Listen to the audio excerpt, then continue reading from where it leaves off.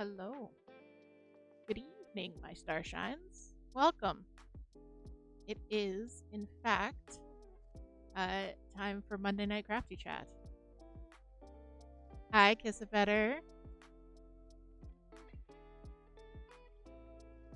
Pow has received Mermaid Lagoon, which is good. Mermaid Lagoon is the fountain that you can see in the back there. It's one of her favorite places to soak, destroy, tap against the glass in her enclosure. We're getting really used to hearing like just random thumping noises from behind us. This is the life we have chosen to live.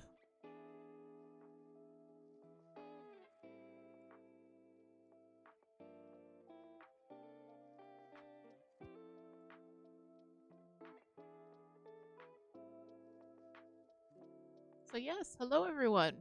It's Monday Night Crafty Chat. We made it. It is Monday night, right? I've lost all sense of what time and space is.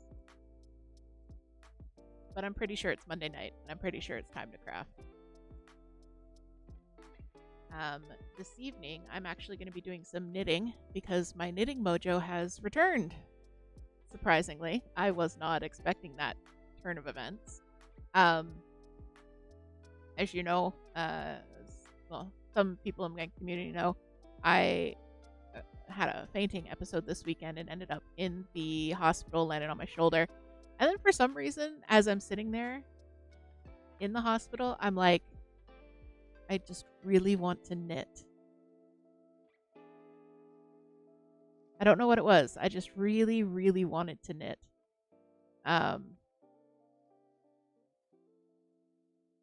So when I got home, I dug out the project that was on my mind the most. And yeah, I've been poking at it ever since. I've been doing a little bit of this, a little bit of crochet, a little bit of my cross stitch still. All right.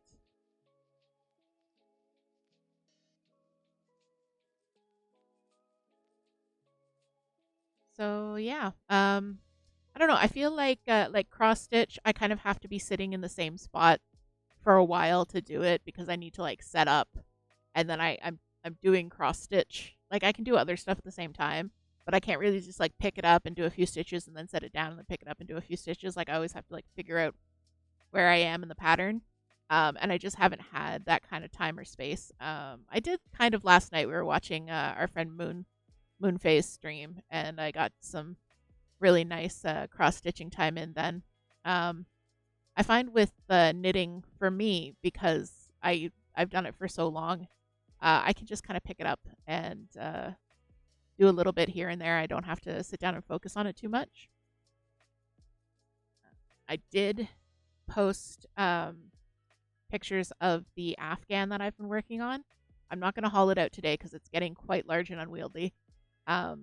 I did run out of black yarn, and then I found another ball of black yarn, and my mom is actually also going to bring me a couple balls tomorrow. So that will be done really, really soon. I plan on just busting it out over the rest of the week and getting that finished. So hopefully by next Monday, I'll have a finished object to show you guys. If I could get it done by the end of June, that would be fantastic, which the Friday is the 30th. So yeah, I think I have a pretty good shot at finishing it by the end of June.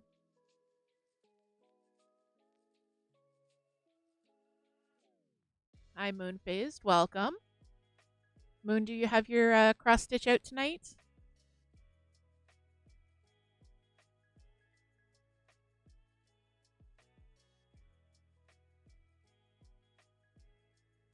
I'm doing good.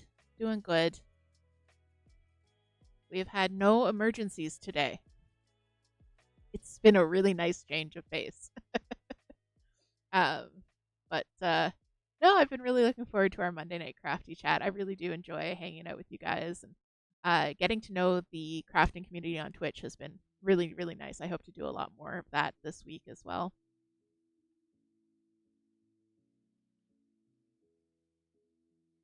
All right. So we have the Hydrate Stream rewards running today. The Nightbot has been updated, so I'm going to show you guys what I'm working on. But if you do have any questions about it, you can always do !project, and it will pull up that info for you. Let me just switch over here. So, like I said, I have my knitting mojo back. Woo! At least for this specific project, and then I was like thinking of casting on a new project because I don't have enough knitting projects on the needles. But I'm trying to be gentle with myself and kind of go with my feels.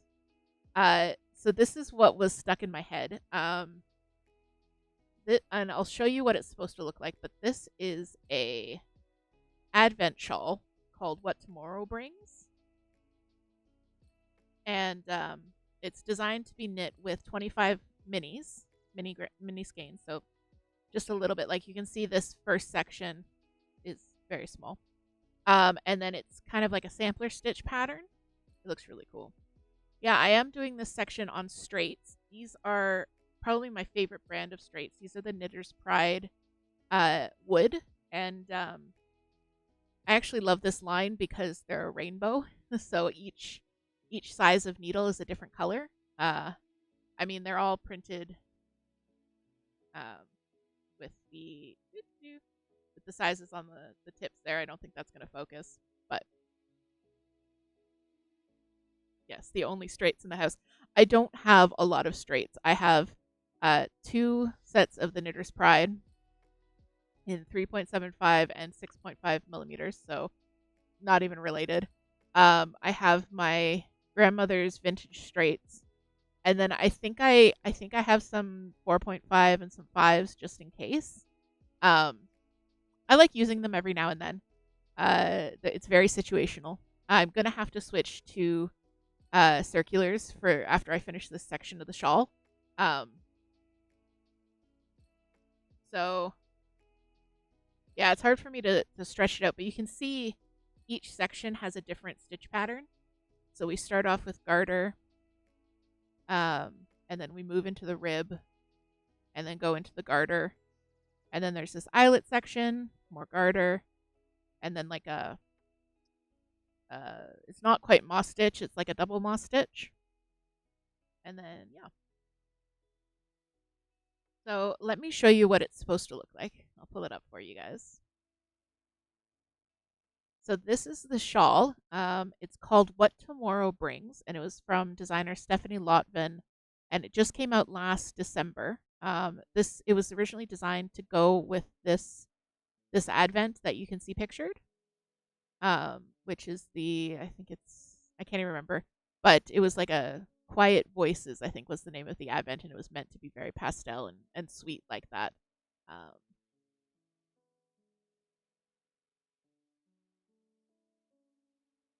So as you can see, I'm working on this center triangle here. I'm working on this center triangle with the patterning, and then I will pick up for these stripes in the middle, and then finally I'll do these stripes. So this side, the right side of the shawl, that final section is knitted sideways, and then the left side is knitted lengthwise. So it's really interesting. Each section is a different technique, different color, different technique. So you never really get bored working on it. I'll give you another picture. So there it is. It's so pretty. I'm really excited, and mine should end up being about this big, or if not bigger, because it is designed to be on sock yarn with 2.5 millimeter, and I'm doing mine on 3.75 millimeter. And yeah. Yeah, and then there's a close-up of some of the sections with the different textures. So yeah, I'm very excited to see how this all comes together.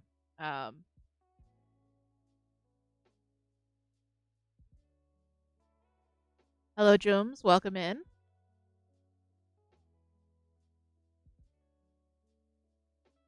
Welcome in. Welcome in. So let me just switch you back down to my top-down view.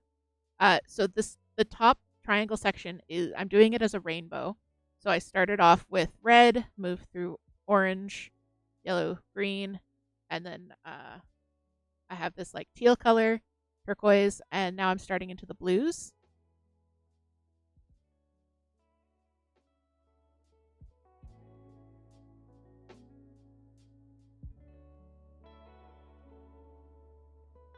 Um, sorry, and then moving into the blues, and I've got like a blue, another blue, and then like a indigo, and then two purples. Um, so the middle section is going to be a rainbow. Um, the the the stripe section this way is also going to be a rainbow because we love some rainbows.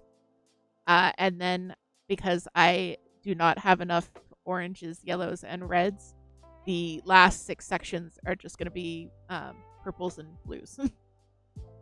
Because I am doing this all out of scraps. You've probably all seen the beautiful gradient cakes from Hobby. They have their Hobby Twister line. They have the Cotton King Sultan and Sultan Deluxe.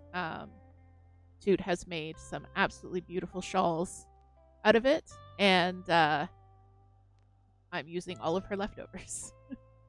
So we definitely have a color palette in this house. But yeah. Yeah, you can actually check out the yarns that I'm talking about are the ones that we used, or Toot used for our Etsy, that she just threw up a link for. So you'll see some of these colors repeated in those shawls because that's where they originally came from. Because the very beginning and the very end of each cake is a solid color, so I'm just using the very beginning and the very end, not the middle bits where they have the gradients. Yeah. So yeah, but you can see because the next section, really after I finish this middle triangle, I'm going to be knitting along the entire length of the triangle, so I'll need circular needles at that point, but for now I'm just working on my straights. I know it's a little bit odd, but I don't know, I was feeling straights when I started the project, so that's what I went with.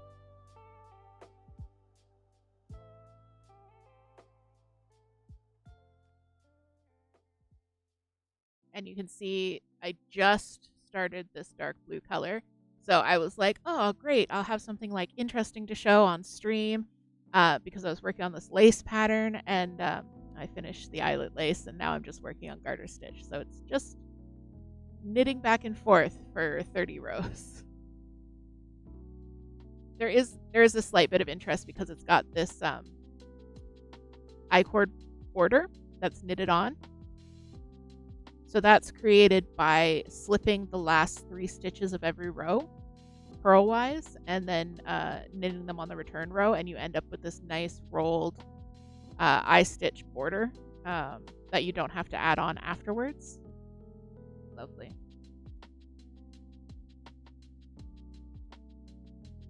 And thank you, Toot, for dropping the Etsy link. I did just post my first round of cross-stitch patterns available for sale on the Etsy, if you guys want to check that out.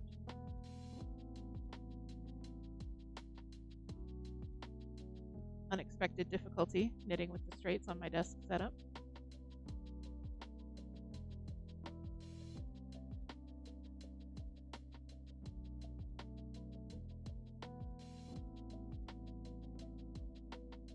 I do like the laminated wood with the cotton because this yarn is all 100% cotton, every scrap of it, which can be a little bit slippy, I find. So the laminated wood is nice and grippy for that.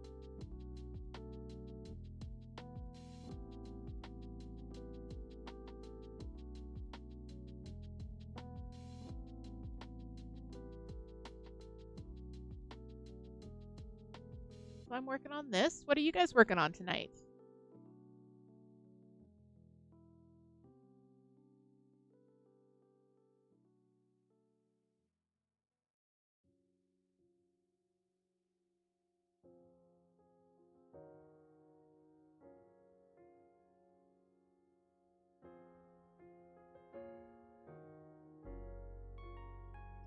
Toot has started a Halloween cross stitch. Yes, the Halloween is my religion, which very much makes sense in this house.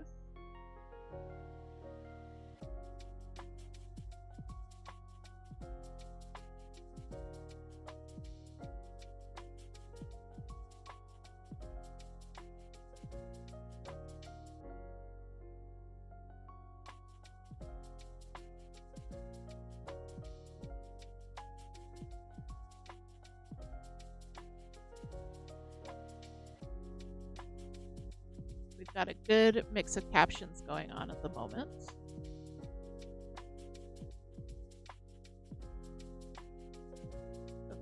Good mix of captions. Yep, that's what I meant. Good mix of crafts going on. Guys, this is coffee, if that tells you anything about how I'm feeling today. Moon is working on her witchy ghosty cross stitch. I'm very excited to see that all finished. That's going to be so cute.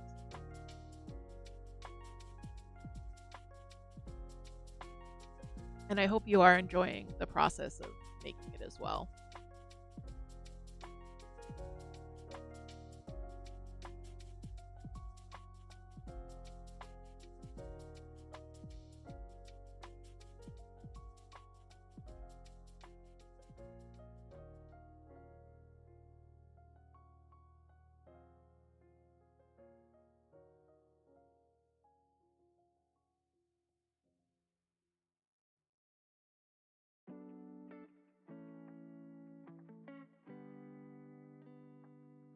I have to tell you, circular needles would make knitting this more easy right now. Just because I've got to hold it at this high off so that I have clearance over the desk. You can see my needles hitting the desk there. You love the process. The stitching is so relaxing.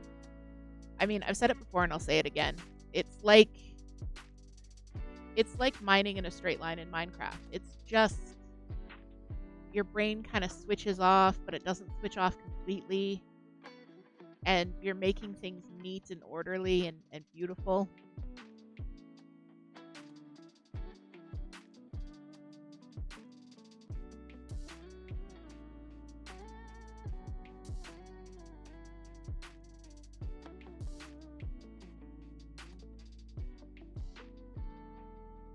In another server, we were talking about how there seems to be a large number of like accountants and IT professionals in cross stitch. Thanks for the hydrate, Moon.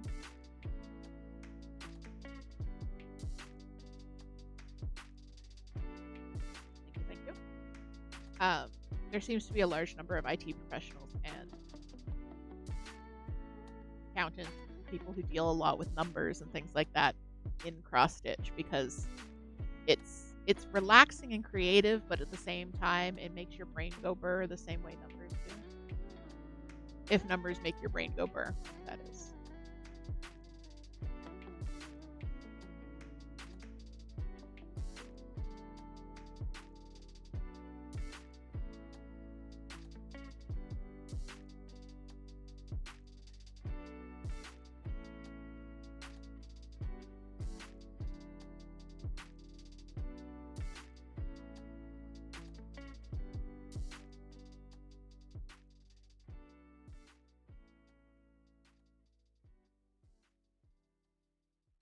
Let me know if you guys can hear the music okay.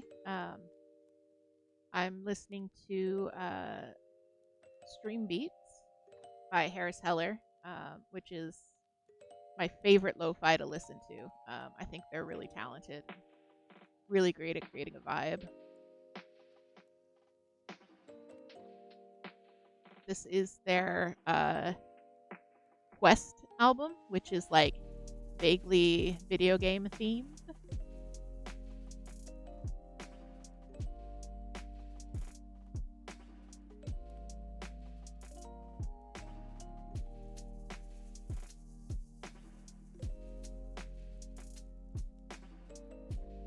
And of course, we are joined on Critter Camp by Pow, who is stomping around her enclosure, doing circles. I actually had to clean up her enclosure a little bit before the stream because she had uprooted some plants and just left the roots sitting in the middle of her enclosure. Her furniture was tossed over in a heap. She had a fake log shoved inside one of her hides. Basically, she had been a menace, so she needed to get a little bit tidied up before her home was presentable for camera.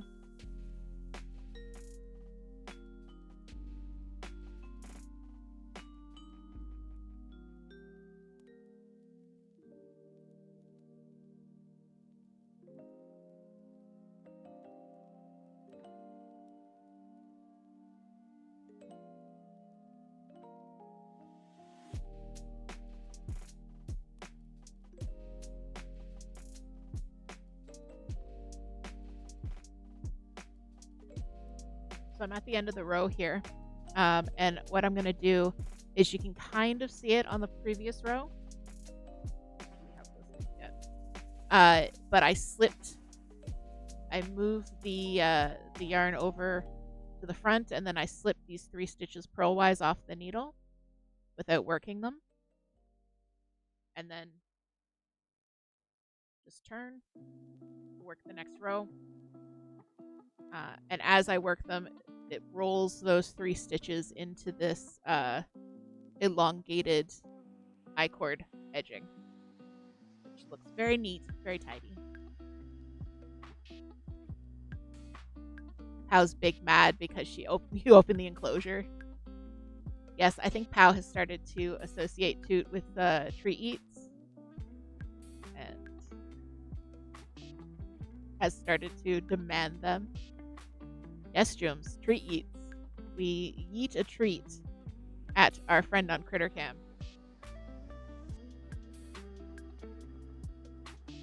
I don't know how many stream points you have, but it is one of the stream point rewards. Oh, I forgot to grab the treats for the summon cat reward. That's one that you can redeem today, and I will attempt to summon a cat onto this camera here.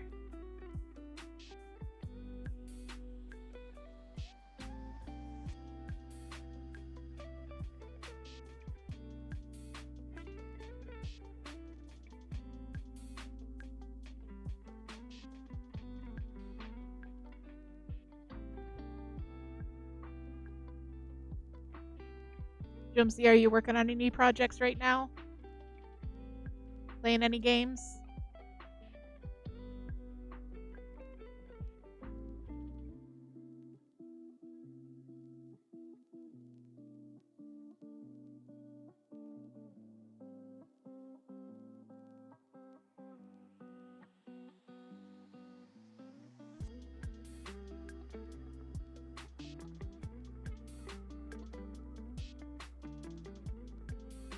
Sleeping can definitely be a project. If you work at it, I think anything could be a project, you know. Working on that good sleep hygiene, building a routine, making sure your area is comfy, practicing sleeping on public transit, also a project. Not that I've done that before or anything, several times.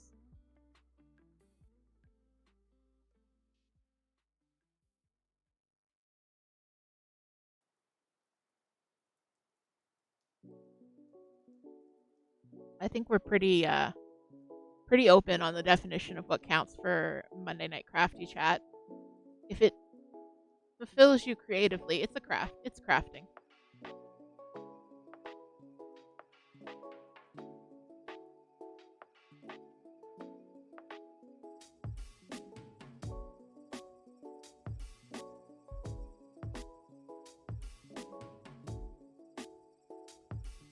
The most important project of your life. That sounds very, very important.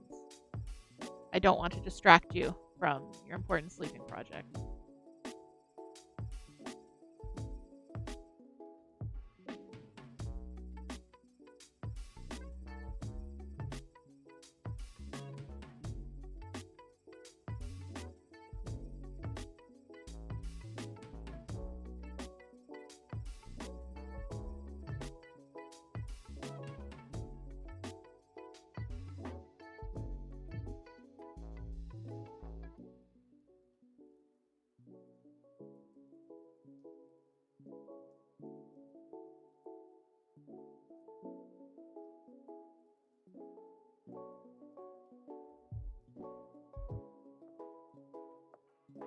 Alright, I think I have to switch needles because this is just very uncomfortable. I'm going to finish this row and then I'm going to switch needles onto circular so I'll be able to hold it down here and still work.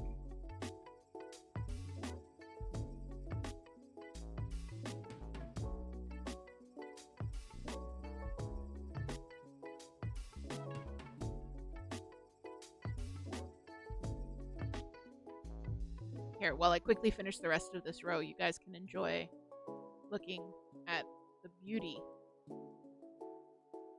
of the rest of my shawl, my rainbow shawl.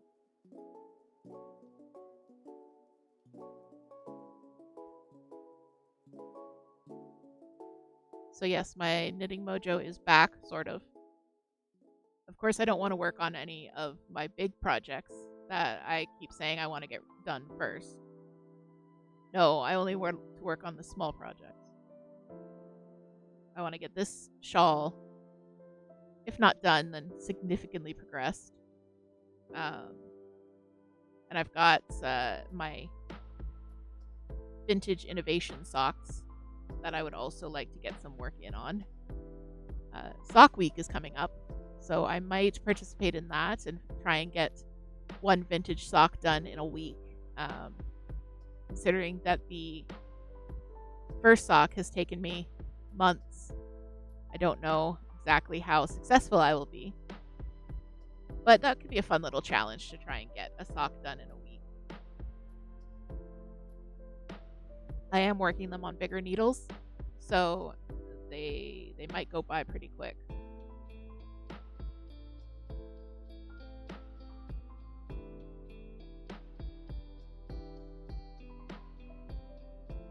Sock Week is a yearly knitting event. It was started by the YouTuber Nitty Natty. And it was originally coincided with Shark Week. So the idea was you would try and finish a sock while watching all of the Shark Week programming. Sock Week, Shark Week. It's a cute thing. Oops, sorry. But it got to the point where there was so much organizing going into Sock Week, and Discovery Channel wasn't announcing Shark Week early enough for Sock Week to be organized to be at the same time. So now Sock Week just takes place in July at some point, not necessarily in collaboration with Shark Week anymore.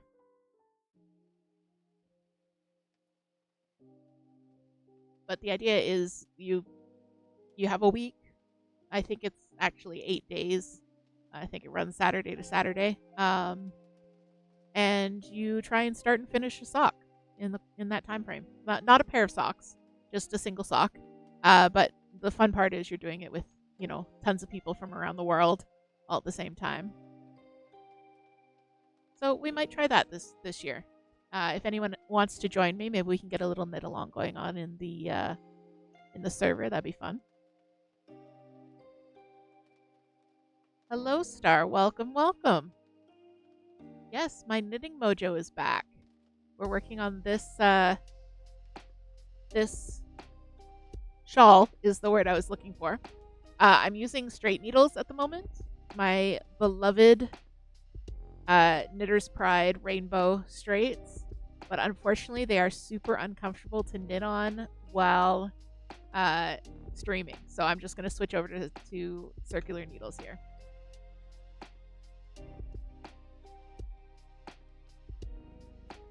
The camera is going to jiggle around a little bit because I have to move my setup to get to my needles.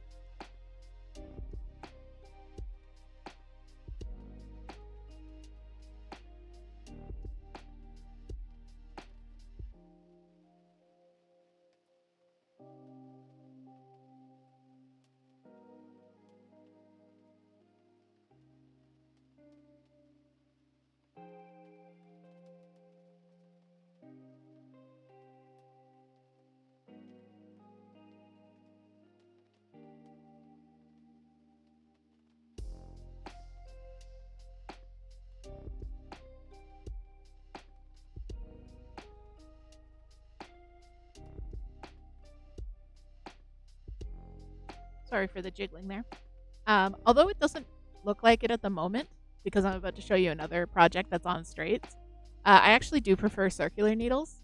Um, they're just a lot more comfortable usually, and they're a lot more handy dandy. They're more compact.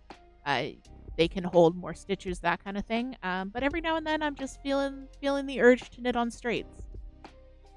Hey Kenny, welcome in Azure Hailfire Media after the new rebrand. Welcome, welcome.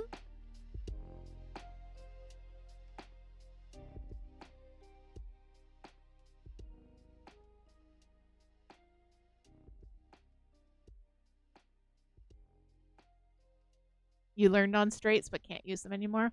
Yeah, a lot of people are like that. I mean, you don't really need straights anymore. Uh, in so many ways. But in knitting terms, anything a straight can do, a circular can do better, basically. At least that's my opinion. But every now and then, I like just the feeling of having the straights. The other project I'm working on straights right now is the sock I was just talking about for Sock Week. It's the Innovation sock. It's a vintage pattern, which is knit on straights. So I'm using my great grandmother's straight needles. You can kind of see it, but my great grandmother was a very tight knitter, and her needle is ever so slightly curved. Because she was such a tight knitter. She was such a tight knitter that this pair of needles is a little bit curved, even though they're metal. So yeah, but it's a vintage pattern. They're my great grandmother's needles. I wanted to use them for this one, or else these would probably also be on circulars. I have a cat attacking my foot. Very odd. So these are going to be socks, or a sock. This is the leg of the sock. This is the instep of the sock. So you kind of knit like this T shape, and then fold it into a cylinder. Pick up stitches along the back for like a strip. Do the heel, picking up these stitches, and then do the sole of the sock and the toe. So they're very interesting. It's all done on straight needles, and I'm very excited to see how they come together. They're looking very ska at the moment. Like, that's with the checkerboard. What came after ska? Scene Kids? God, I feel old right now. But that kind of like early 2000s vibe with the pheasant eye pattern and the bright neon rainbow. So yeah, maybe I'll try and get one of these done during Sock Week. That might be an interesting challenge, fun challenge. You cast on here and then work this way. And I had to adjust the sizing because the first time I did it, it turned out like gigantic.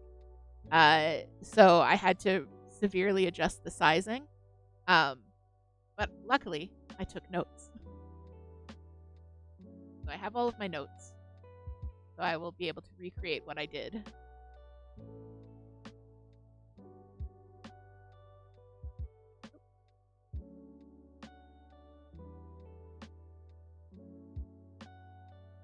It's just in the drawer next to me here. My yarn has tangled.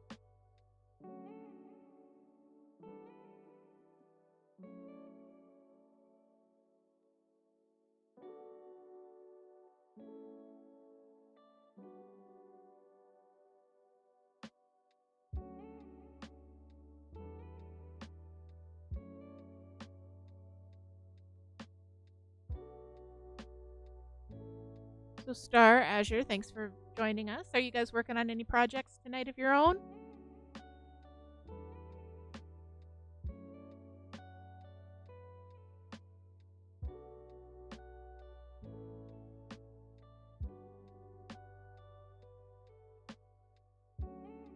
Toot's getting comfy cozy.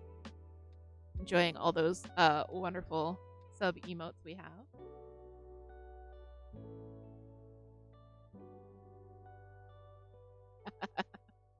No, I was just asking if you were working on any projects today.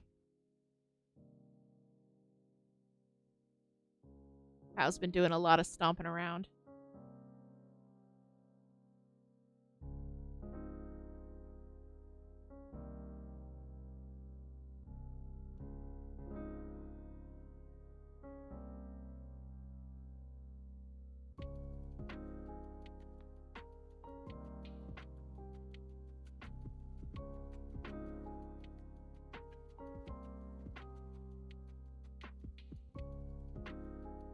Oh, you should.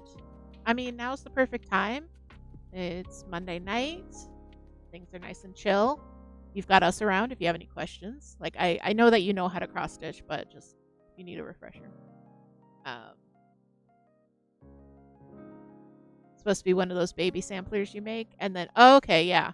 Yeah, so you like stitch it. You stitch it up and then like give it to the family if you're on time. And then add the stuff after. I've seen those. They're cute. The baby is now 3. Yeah. Yeah, that's what would happen if I tried to do baby stuff. I'm really bad at finishing things, if nobody had noticed this yet. What was I doing? I was switching needles.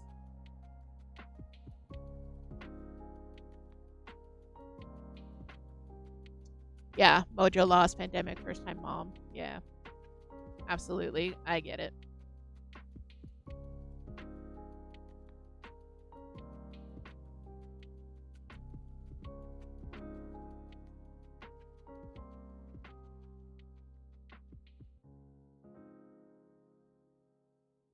Girly is on top of that squirrel. Yep.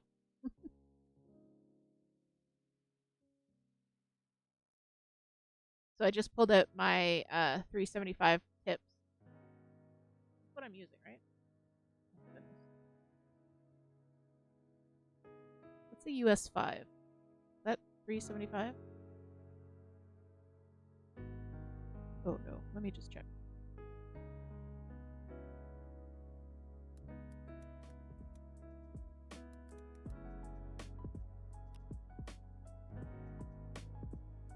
Yes, it's a 375.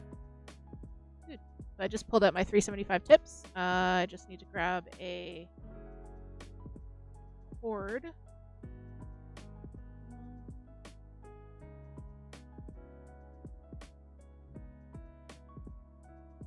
I have just a short cord. I think that might be best. I'll need the 52-inch cord for that's my biggest one. I'll need that for when I start the next sections. But for right now, when I'm just going back and forth, I think just the shortest one is good, which is a 16-inch.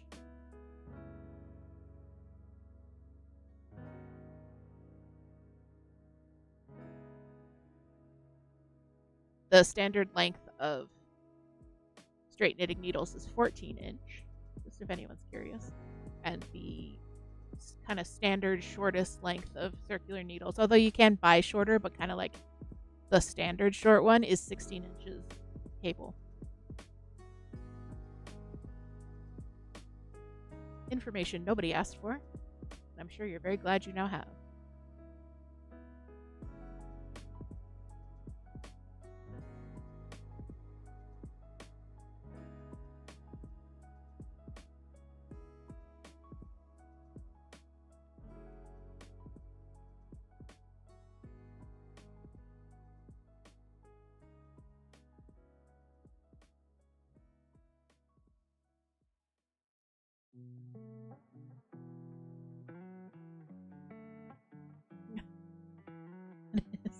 Yeah, Pao is definitely waiting for that treat. You faked me out, mother. We got a big storm earlier today. If you're in Ontario, you might have been hit with the same storm or similar storms because we're supposed to keep getting them. But it got really nasty really fast, and I think it actually freaked Pa out a little. Like, the cats can get kind of skittish about big storms, but I've never seen Pow react to a storm like that. Like, she was trying to climb on her hide and she was straining to get out of her enclosure, even more so than just her normal destructive tendencies. Like, I think she was reacting to the weather. It was made my heart hurt, but we got through it.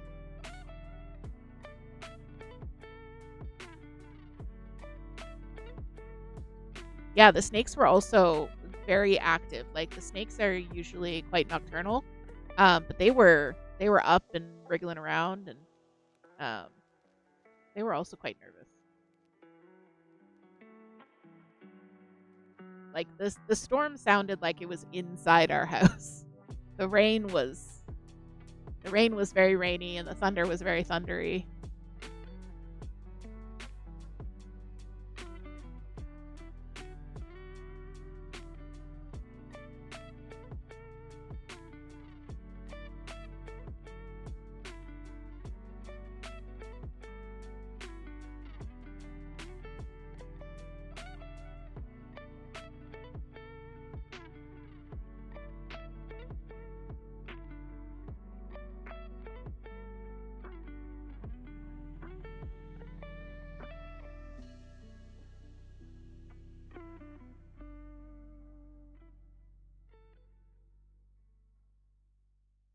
So I just put together my interchangeable circular needles, and I'm just knitting onto them. I'm not going to transfer the stitches. I'm just going to deal with the slightly awkward angle for one more row. And I am decreasing every other row on one side, so the shawl is getting narrower. It's going to narrow to the other point, and then I'll pick up around for the next set of stripes. But I've got, this is section 9, so I've got 4 more sections after this one in this top triangle, but like the last section is so tiny.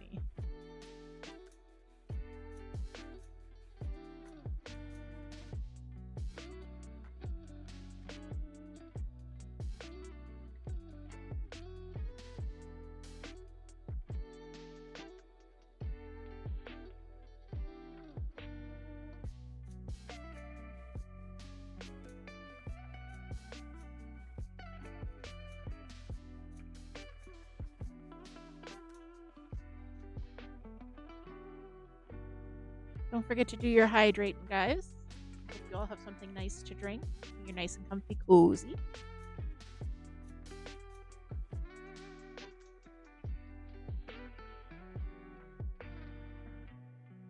I have, as usual, a neurodivergence of drinks. That's the group term for a bunch of drinks. Like, you know, it's a pride of lions or a herd of horses. No, it's a neurodivergence of drinks.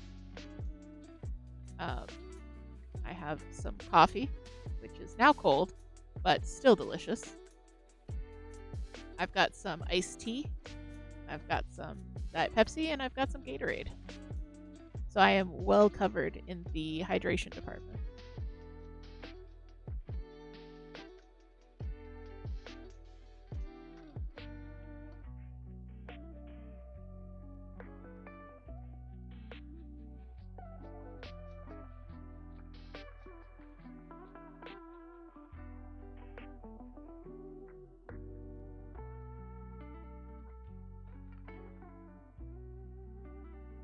I'm only well covered if I drink them. Yes, that's very true.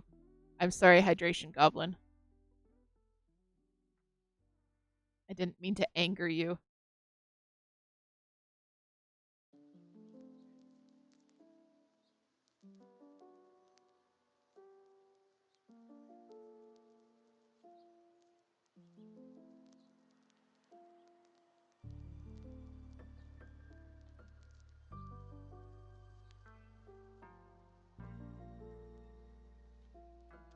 Nice, gigantic iced coffee.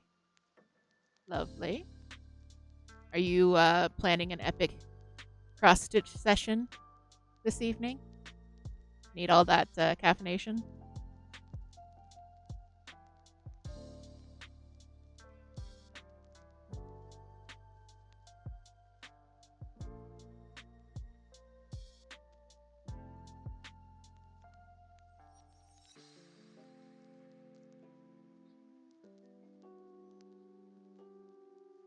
just the size of your. I mean, that's a pretty big tumbler, but still.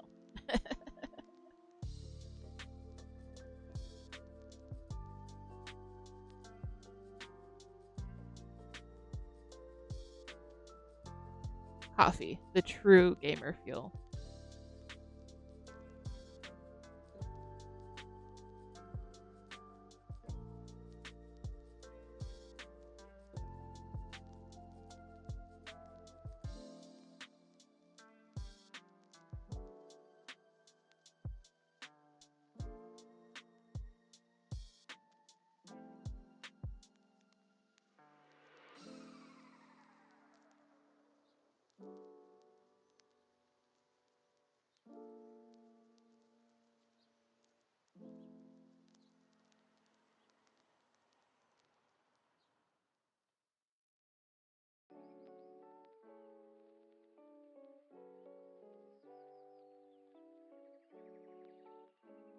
All right, Star, enjoy your dinner. We'll be here when you get back.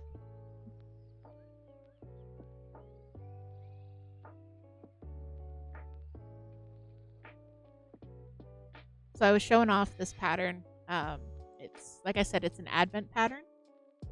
If for those of you who aren't kind of in the yarny world, it's becoming more and more common for indie dyers, which are people who hand dye yarn in very interesting, cool colorways. It's a huge business, really. But they'll often do what are called yarn advents. So you'll order one, and honestly, people start ordering them in like March. But you get 24 mini skeins, so about 20 grams of yarn. A normal yarn skein is about 100 grams, so you get about a fifth of a skein. You get 24 of those in 24 different colors, and sometimes they'll come with one full-size skein as like an accent or like the Christmas Day surprise. And the idea is you open it every day in December. So they're very cool. They are also very, very expensive. Kind of the cheapest hand-dyed yarn advent you're looking at least $150, and they go right up to $300 or $400. So they're a little bit out of my price range, but a lot of people do them as like a splurge thing, gift for themselves. So there has become a need for patterns that use 24 mini skeins of yarn, and that's exactly what this pattern was designed to do. So the idea is you would open, it's 24 colors, 24 sections. The idea is you would open, day one, and then you would knit the section for day one, and then day two, you would open your day two color and knit the section for day two, and then by the end of the month, you have a beautiful shawl or a sweater or an afghan, whatever your project is. So that's kind of the idea, and this one especially is designed so that each section should be a doable amount of knitting in a day. Since I am only on section 9, you can see how well I kept up with that in the month of December. Yeah, it's like a stitch along, but for Christmas.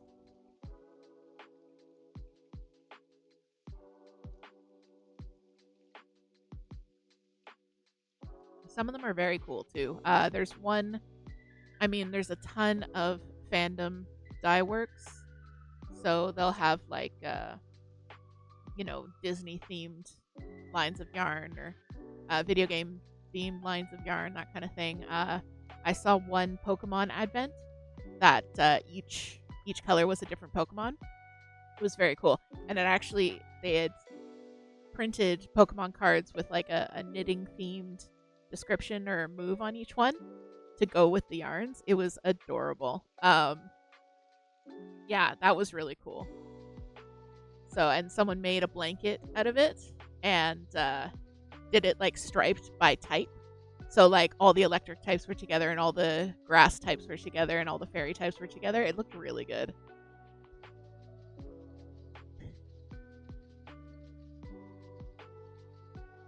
So yeah, but I did not have an advent. I just had a bunch of scraps. So I kind of made my own advent. And usually yarn advents are sock yarn, which I don't use a lot of. I tend to use a lot of worsted or Aran weight yarns, which are thicker. So, yeah. But still, the idea of one is so cute.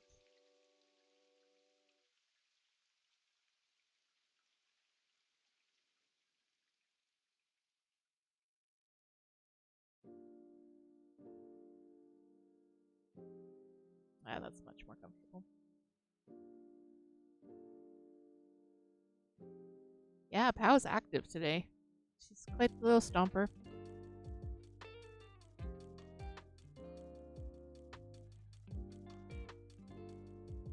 I was hanging out with another Twitch crafter streamer, KB Fibers, and they have a critter cam as well, but their critter is chickens in their yard. It was great, and while I was watching, a wild duck came to visit the chickens. It was so cool. I believe they're either live now or they were live earlier. But if they're still live when we're done, I'm gonna send us over there because I love their chicken cam.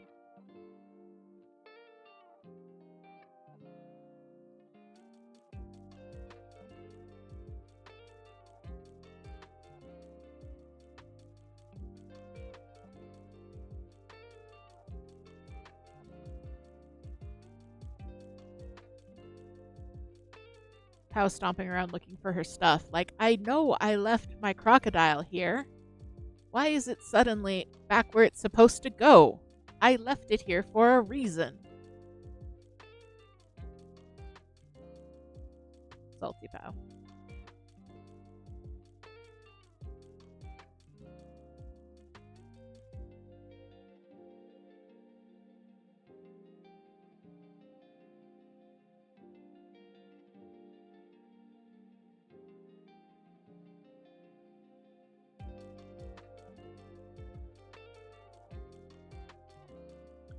So, Moon, have you been looking at cross-stitch stitch-alongs?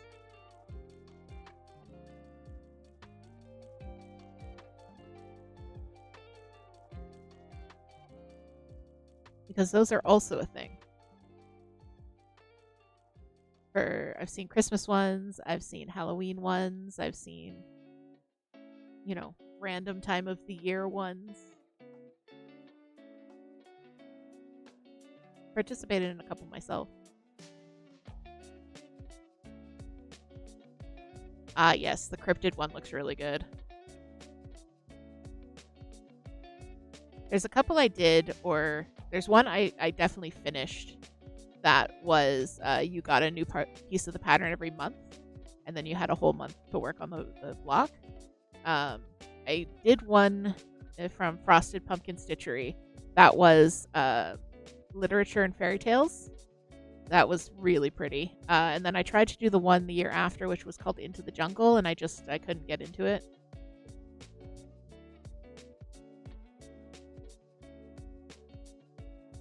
But a cryptid one would be really cool. Totally up our alley.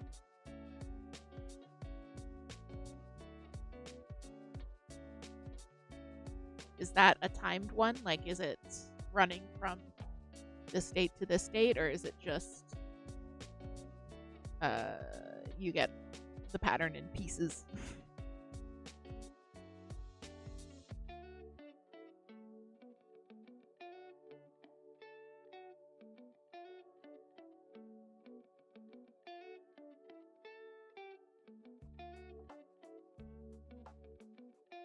Oh, it's an old one, so just the complete pattern. Well, that's good too.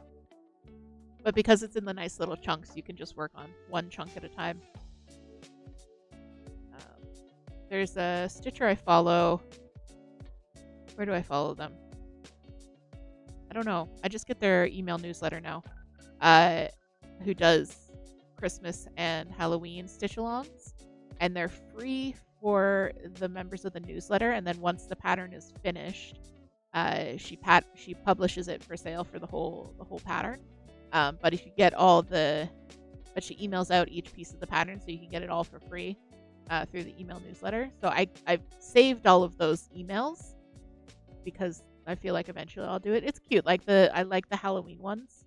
Because as you know, it's spooky season all year round here.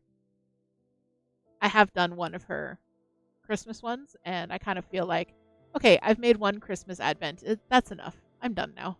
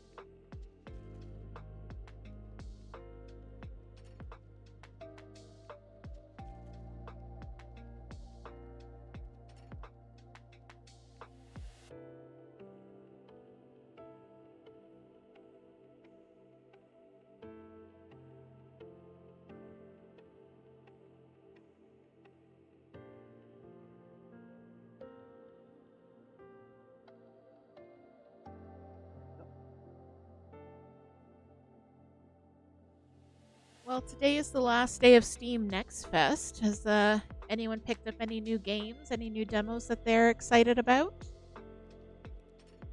That was completely consuming me last week.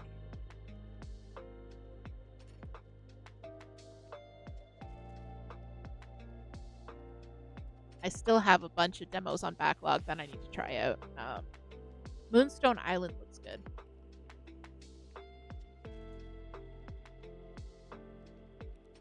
It's another vaguely witchy life sim, farming sim. So I'm interested in trying it out. It's one of the ones where all the game art, though, is a completely different style from the actual in-game visuals, which I find is becoming pretty common. There was a princess one. I'm trying to remember the name of it. It's not the one that's going around now. That's like My Pretty Princess Farming Life, which actually looks like a Animal Crossing, but you're just a pretty princess who has a farm. There was another one, and the graphics look really great, like Harvest Moon, Maroon Factory style anime stuff. And then it was really, I don't want to say rudimentary, but really basic, almost 8-bit pixel art for the actual gameplay. And it was a little, I don't know, it was a little disappointing.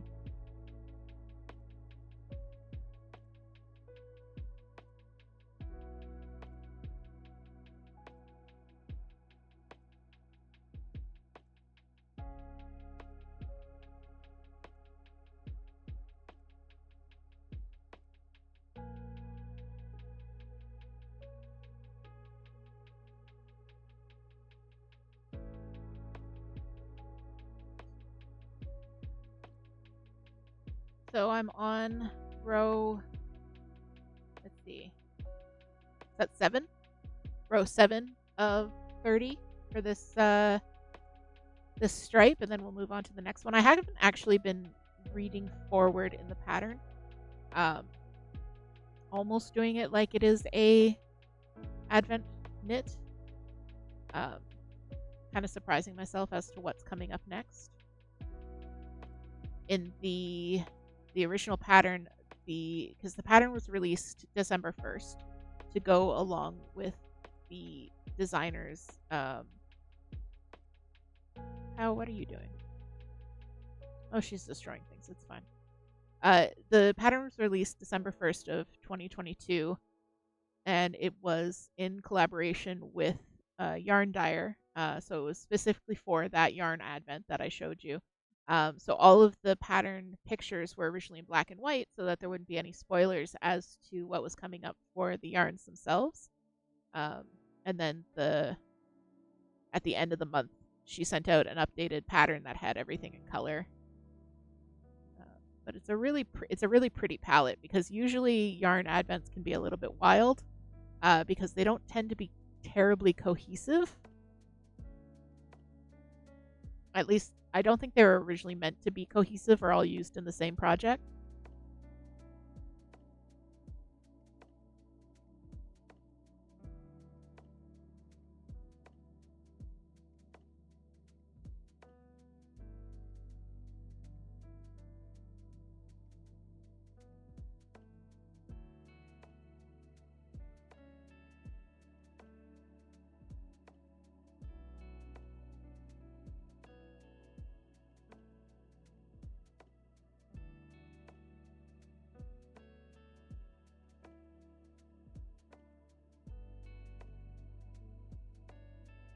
Anyway, sorry, I distracted myself, squirreled myself. Steam Next Fest. Yes, that's what I was asking about. If anyone picked up a demo or anything that they were interested in. Um,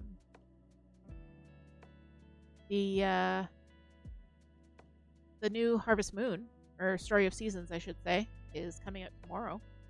Story of Seasons, It's a Wonderful Life, or A Wonderful Life. I don't think It's a Wonderful Life. I think it's just A Wonderful Life. Story of Seasons, It's a Wonderful Life would be a little bit of a depressing game. This is what your farm would look like.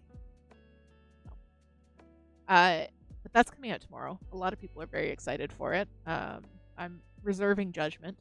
I haven't super enjoyed the last couple of the Story of Seasons games.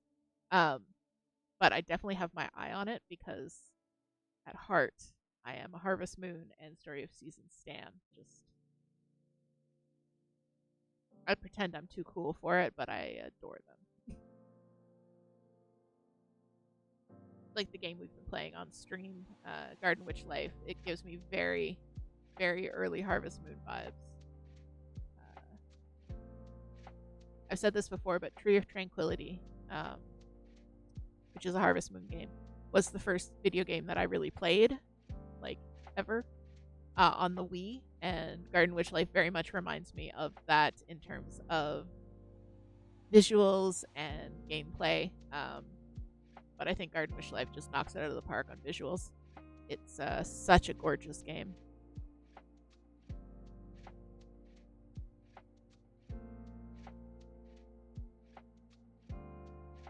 And we still don't have a release date for it. So sad.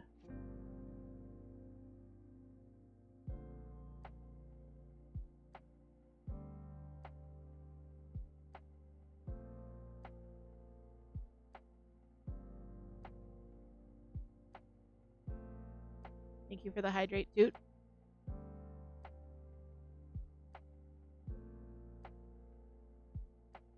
I hope everyone else is hydrating as well.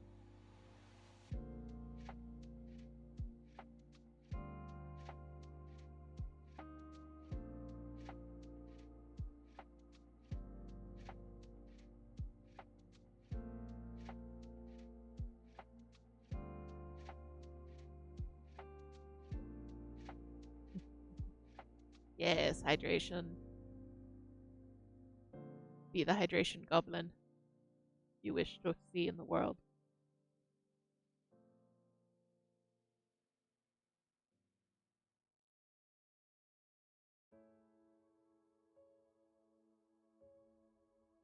Oh no, what is Pow doing? Did she just disappear into her hide, or is she back there destroying things?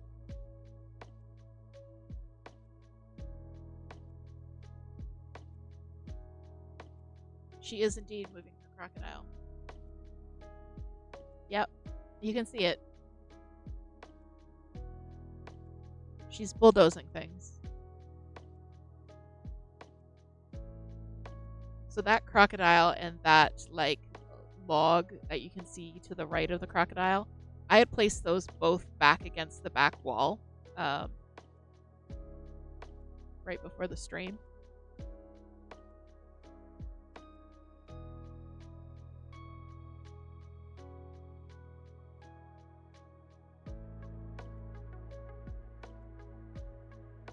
So yeah, this is what our life is.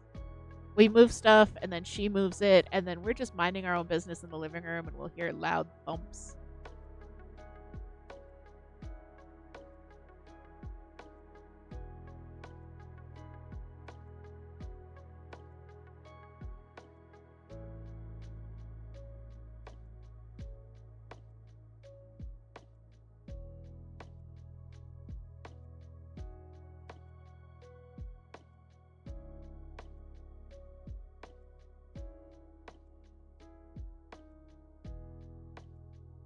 Did you kill it, pal? Did you get that tree stump?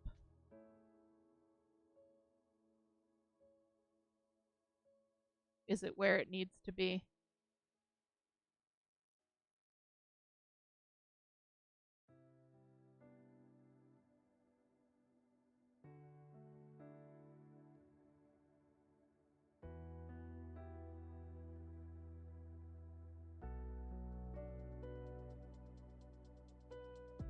It was like something out of a horror movie.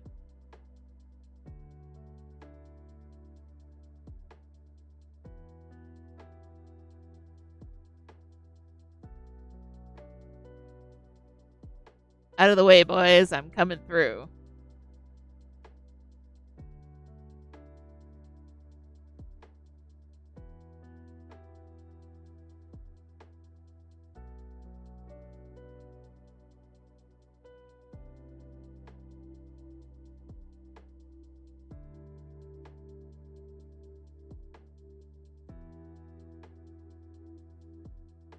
She's very salty and very determined.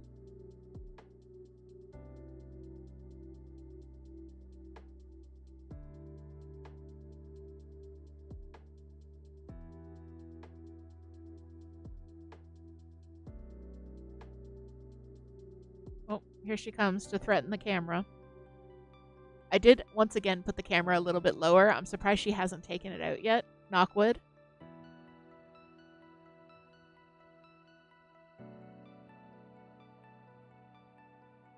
Oh no, she heard us talking shit.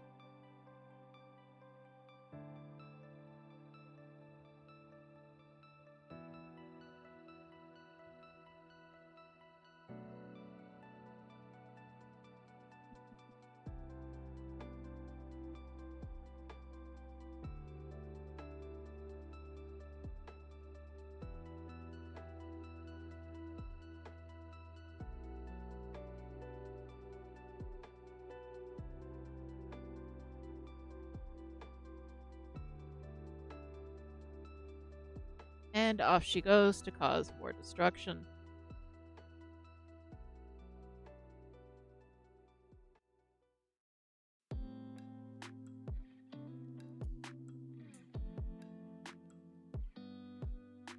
Just gotta stretch my fingers a little.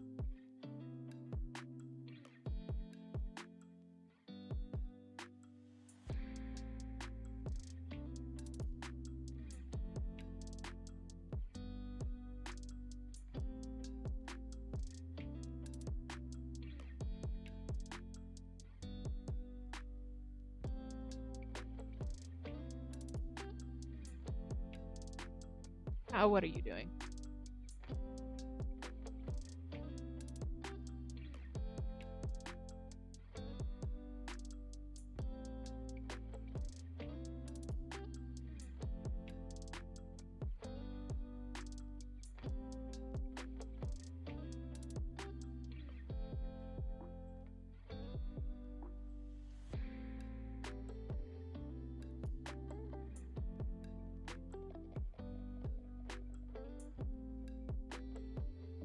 So still working on my garter stitch. Don't know if I'll get through this this segment tonight, but we're getting there. That's the other reason that I usually work on stuff that's of a heavier weight. I feel like I make progress more quickly. I also have to decide what I'm going to do with all of these rainbow scraps after I'm finished this, because I still have more scraps. I've got at least 2 or 3 cakes worth of scraps. I was thinking I've made a tunic out of the hobby twister. No, Cotton King Sultan Shadow. Sorry. And it was really cute, and it was crocheted, and it went really, really fast. So I'm thinking something like that. I wanted to see how this yarn worked up knitted, because usually you really only see it crocheted. So that's why I decided to do something with knitting, just to see how it behaves, how it drapes, that kind of thing. But It looks really pretty in crochet. It really does. Oh, welcome back, Star. Well, if anyone viewing missed it at the beginning of the beginning of the hour, the beginning of the podcast, I almost said this isn't a podcast. This is a stream. I know what I'm doing. Let me show you guys what I'm working on. So this is the What Tomorrow Brings shawl. It's an Advent style shawl. I start at this point, go across my like rainbow scrappiness, and then eventually it will look like not what I meant to do. Did that work? Yes, it did. Aha. Eventually it will look like this. Throwing is the method of knitting that I use. I'll show you when I switch back to the top down. But yeah. Yes, I'm definitely a thrower. I'm not even a flicker. I'm a thrower. So this is what I'm working on. As you can see, it's got 24 different sections. And each section is a different yarn, different stitch pattern. Different yarn, different stitch pattern. It's absolutely gorgeous. So I'm working on the center triangle right now. I just finished the bit with the triple eyelets, and I'm onto the garter stitch, and then I will pick up and do those long, narrow stripes. So I've still got quite a bit to go. I'm only on the 9th section of 25, so I still have quite a bit to go.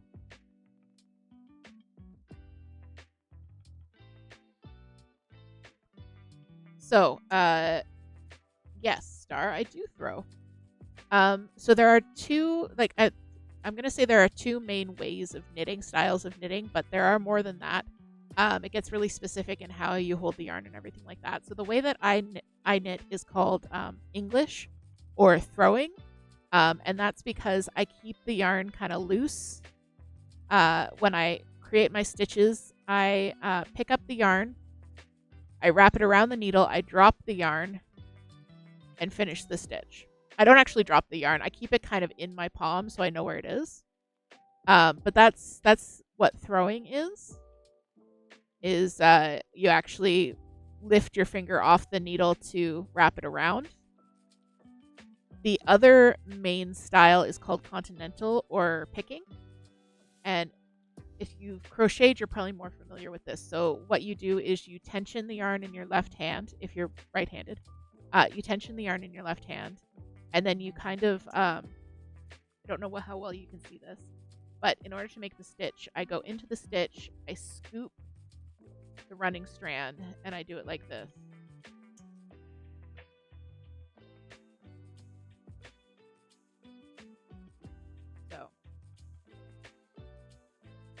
So that's picking or continental. It creates the same stitch. They both create a knit stitch. It just depends on the way that you do it. And then I guess you would. I say I'm not very good at it.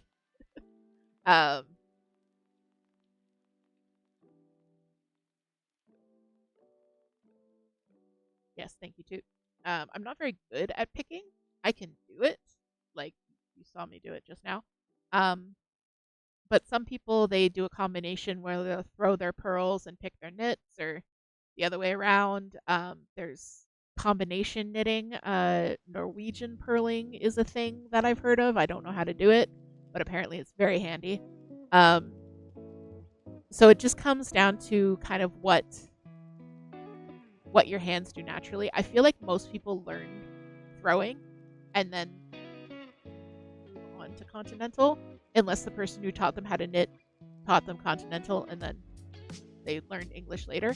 But it's really, I think it just depends on who you learned it from. In the like kind of Icelandic, there we go, countries like Norway and Sweden and things like that. picking is much more common. Um,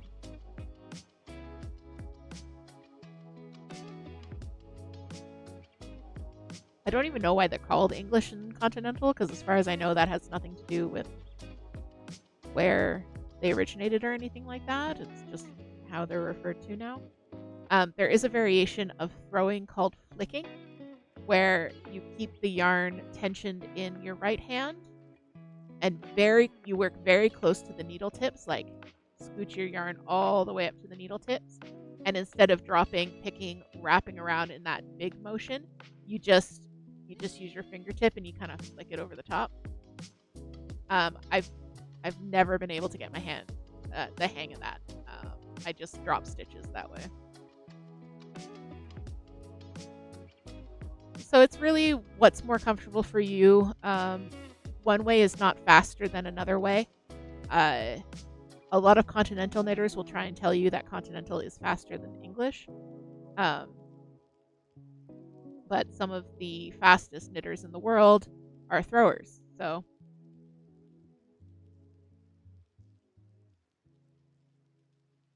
yes, you had taught me that the two main techniques for cross stitch are called English and Danish.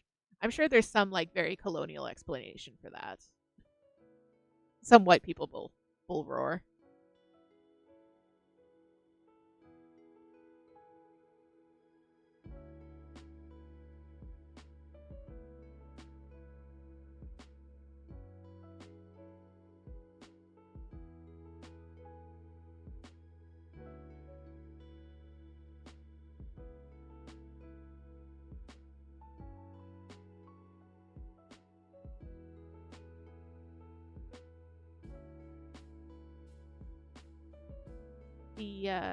The fastest knitter in Canada, if you're interested. At least she was the fastest knitter in Canada officially about, oh god, I'm so old, like 15 years ago. So maybe not the fastest anymore. But she was. She owned a yarn shop in the city just over from us. And was very helpful in teaching me in how to knit, especially more complicated stuff. But she's actually a pit knitter, which is a knitting technique that you have to use straights for. You can't use circulars, but it's a very old technique where one of the straight needles is braced under your armpit, and then it would be sticking straight up like this, and it wouldn't move, and you just move this needle up and down, and then flick with that hand. And that was how she knit, and she was the fastest in Canada.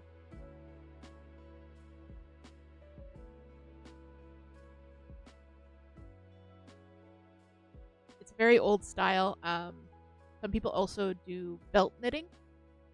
If you look at really old pictures of knitters, especially like from the Shetland Isles and stuff, they'll have these really long double-pointed needles, and they'll be kind of braced against this thick leather belt on their waist. And it's the same concept. You brace one of the needles so that needle doesn't move, and just the other needle is doing all the work. So it's a very, very old style of knitting, especially knitting in the round, or because circular needles are relatively new invention. I'd say like the 40s or 50s is when you start seeing circular needles. And they didn't really take hold until probably the 70s or 80s.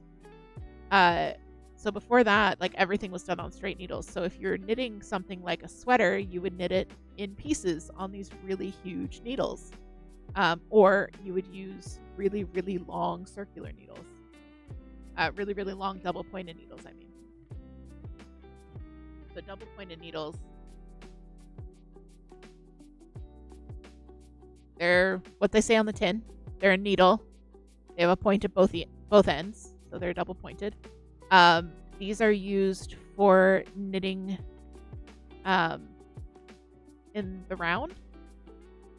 So you would have 3 of these, or 4 of them.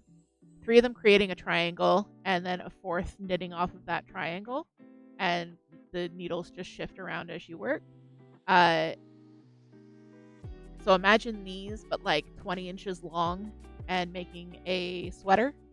So that's like really old Shetland, Aran Islands, um, really old stuff, but very cool.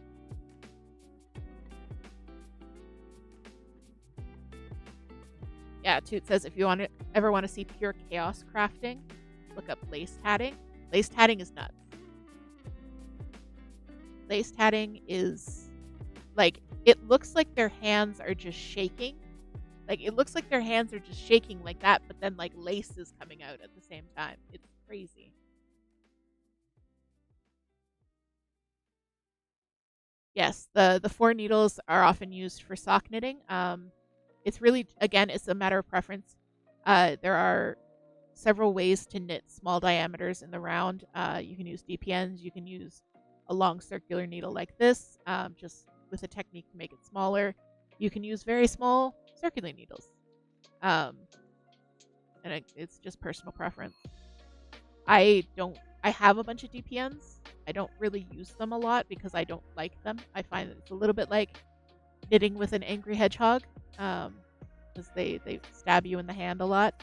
But every now and then they are handy. They're good for making I-cords. That's about it, in my opinion.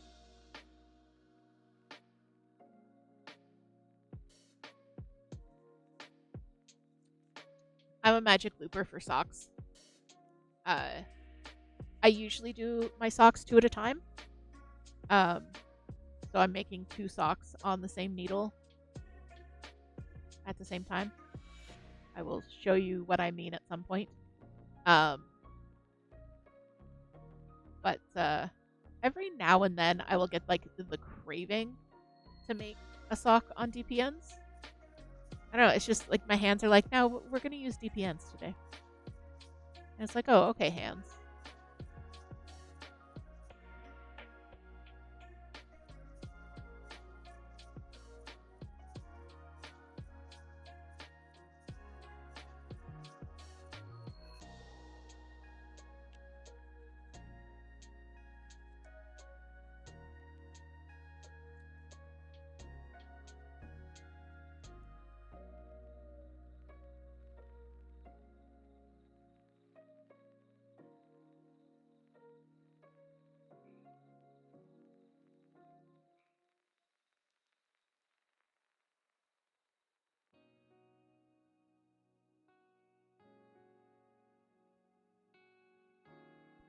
All right.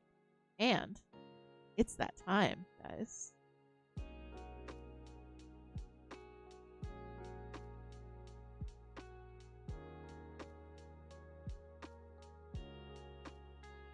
It's that time, guys. Oh, why are my captions frozen?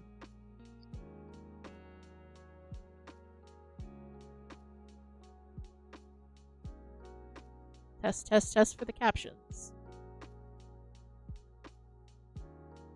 There we go. What was I going to say? Yes, it's that time. We are going to enjoy ourselves a treat eat. So sit back, relax, or get up and grab a treat real quick. But it's time for us all to take a break. Grab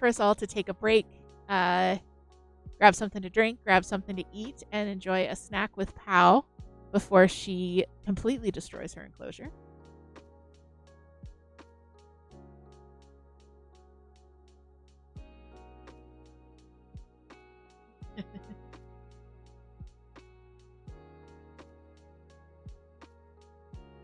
She has a goodly little pile of fruit today. Today's treat eat, which Toot has just done for us, thank you very much, Toot, is she's got mango, she's got pineapple, and she's got cherries. And I don't think she knows where to start. There's so much good stuff going on right now.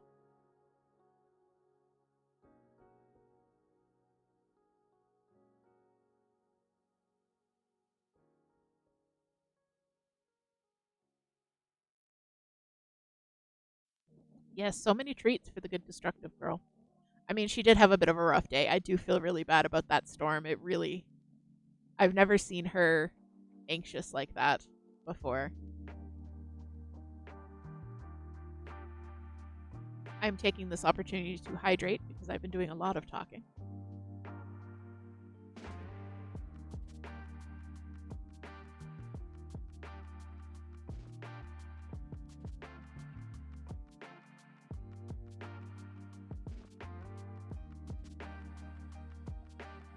She is just face first in that mango.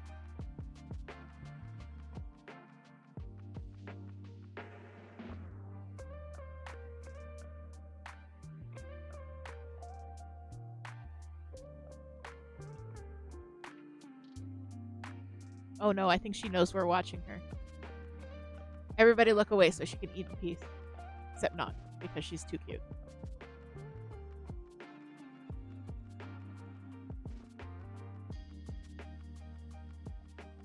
My coffee is finished. It's only 6:30 at night. This isn't going to heck me up in any way.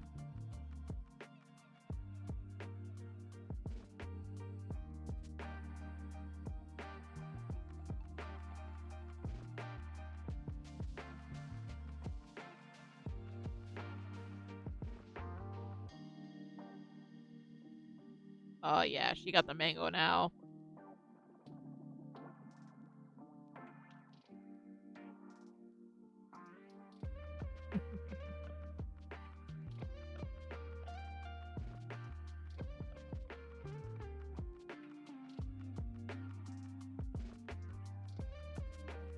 It's the little tongue smacks.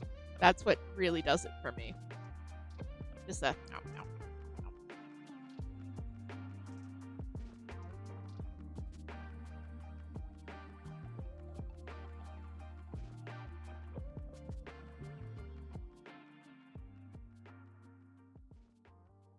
And of course, must get it covered in a healthy coating of dirt.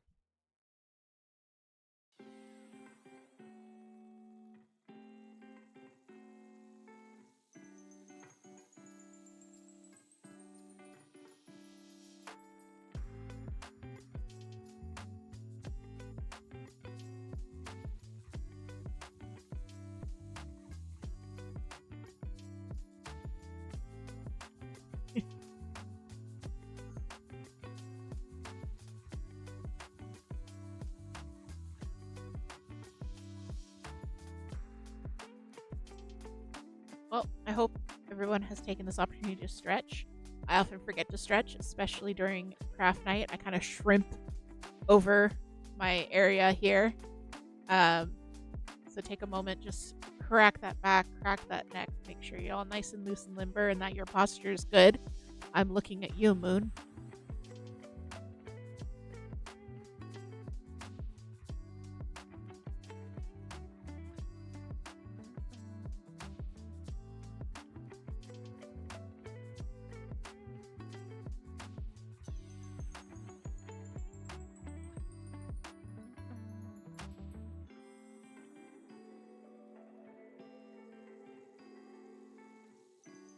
We were talking about Toot's cross stitch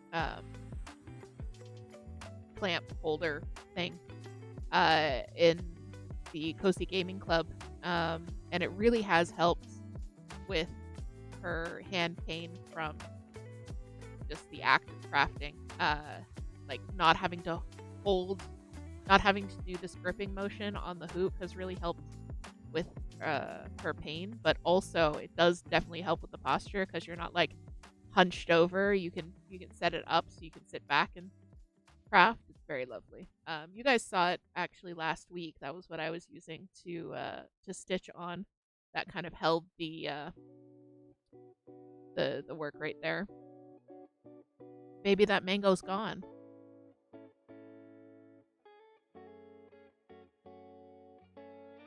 Maybe that's just dirt.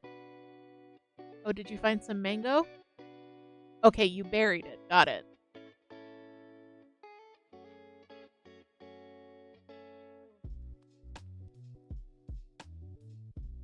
That was impressive. Seasoning.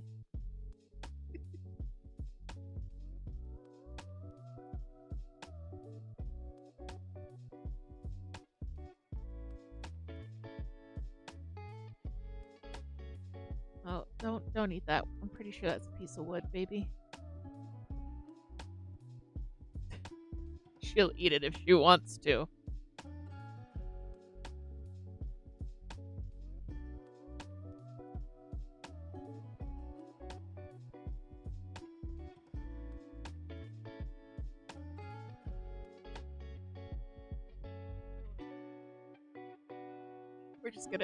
We're gonna just avoid potential destruction there.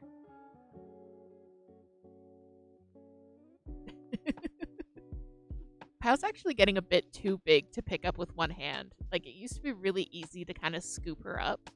But now I find if I try and do it with one hand, she's just slightly too big to comfortably hold. Maybe if my hand was bigger, it would be fine. But she's getting slightly too big. She weighs about 2 pounds, and she's about 7.5 inches long. So she's still quite small for her species. But she's definitely getting larger. I mean, she was so tiny when we first got her. She was probably the size of that pile of fruit. Let's be real honest. She's got some cherries there. Enjoying that.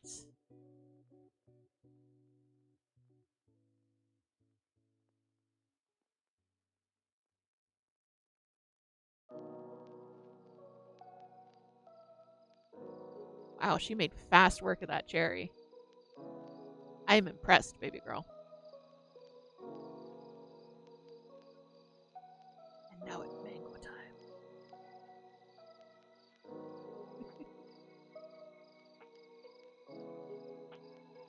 She's too cute. I could just watch this all day. Oh, heck that pineapple. Heck the pineapple to darn.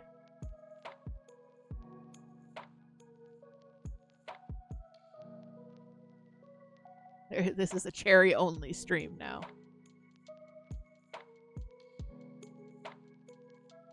Alright.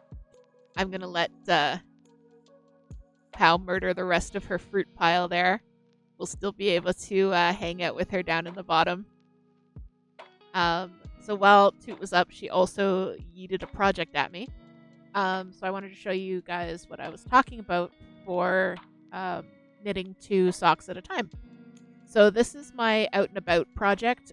Basically, whenever I'm going anywhere where there's a potential of me sitting in a waiting room for several hours, I'll take this with me. And it's a pair of socks. They are going to be knee-high socks. This is the Hobby Halloween sock yarn in the colorway Creepy Socks. And then this is just Patton's Croy in coal for the cuffs and also for the heels and toes. But as you can see, these are 2 separate socks. They are connected to... Get this out of the way. They're each connected to their own ball of yarn. So what I do is, on this very long circular needle, I knit across. I knit from here across, drop that yarn, pick up the yarn for the next sock, knit across, flip it over, keep knitting with that ball of yarn, drop that yarn, pick up the ball from the first sock, and finish knitting.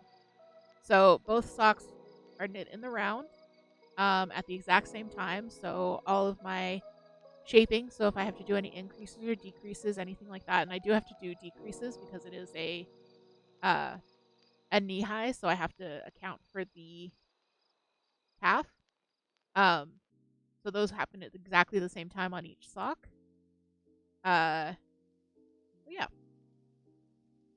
So that's knitting 2 socks at a time. It's a little bit fiddly to get set up, honestly. And you can do this with either toe up or cuff down socks. I did these cuff down, as you can see. I prefer making cuff down socks, and also I find them easier to set up for 2 at a time. Just because you're dealing with more stitches, so it's less fiddly. But some people find the exact opposite, and they would rather start off toe up and set them up that way. So getting them set up can be a little bit difficult, but once they're set up, it's just as easy as knitting a single sock. You just have to make sure that you are keeping them separate, and every now and then I'll just kind of slide them apart and make sure they're not accidentally connected at any point, because the only way to fix that is to rip back, unfortunately. Yeah. So I will eventually finish these. They will eventually become a focus project, but right now they just kind of live next to my keys, and I can easily grab them in case I need to go out and do something that involves waiting, because they're just vanilla socks. There's no patterning on them. It's just straight knitting, and I don't really have to think about them much. So yeah, they're cute. So this is my preferred method of making socks, is the 2 at a time on 1 large circular. You can do 2 at a time on 2 circulars as well, which is another method of knitting in the round, is 2 circulars. I don't have any projects that are currently doing that I can show you, because it's not a method that I use anymore, basically. I much prefer magic loop on 1. I do have sock needles that would work for 2 at a time, or for 2 circulars, because when I started knitting socks, that's how I did them, but I quickly moved on once I figured out magic loop.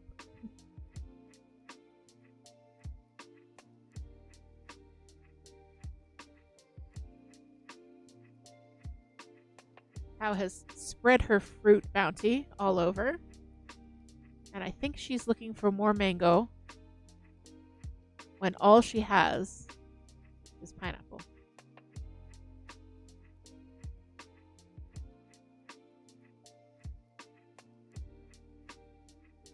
Yes, the Hobby Halloween sock line is so good. I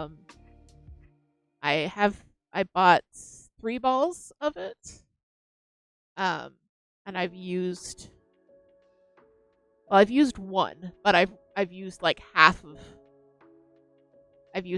2, so I have 2 half balls left, and then this creepy socks. But they're very generous sock skeins. Like, I can probably get a full pair of socks out of what I have left of each of the half skeins.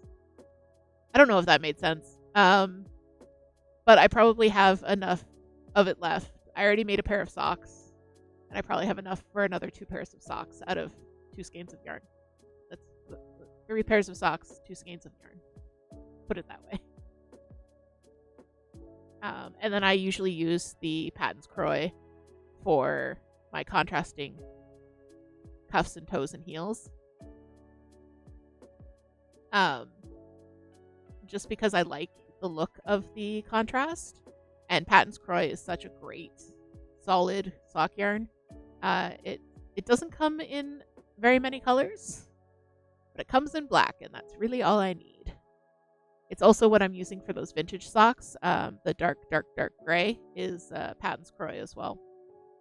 And the stuff is indestructible. I'm pretty sure after World War IV, there will be cockroaches and Patton's Croy socks.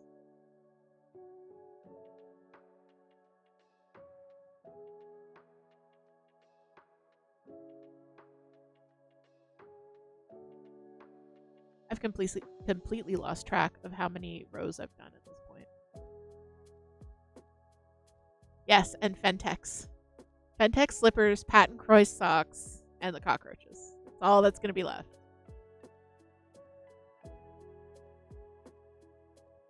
Fentex is a yarn brand that is known for they call it craft and slipper yarn. It's called like oil fin coated. I don't know how to describe it other than it's a sensory nightmare. It's so plasticky. Like, they didn't even try and make it feel soft. It's like steel wool, but if the steel was plastic. It's not good. It's not good. It makes really hard wearing slippers, but it's a nightmare to work with. I don't know. And like, especially out east, the grannies crank out so many pairs of Fentex slippers for the craft fairs and things like that. I don't know how they can stand to do it. I made one pair of slippers out of it, and I was like, no, I'm done.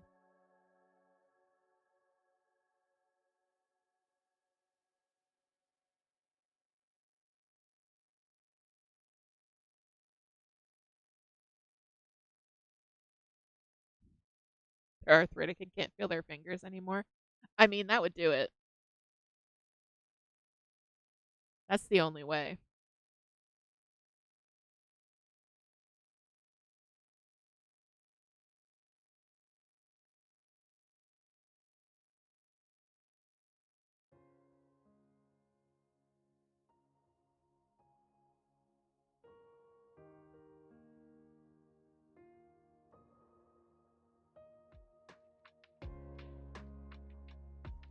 Now, the question becomes, did I actually decrease at the beginning of that row?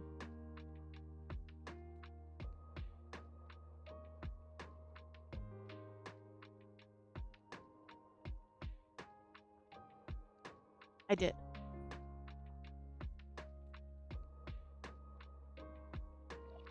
I did indeed. Oh, really?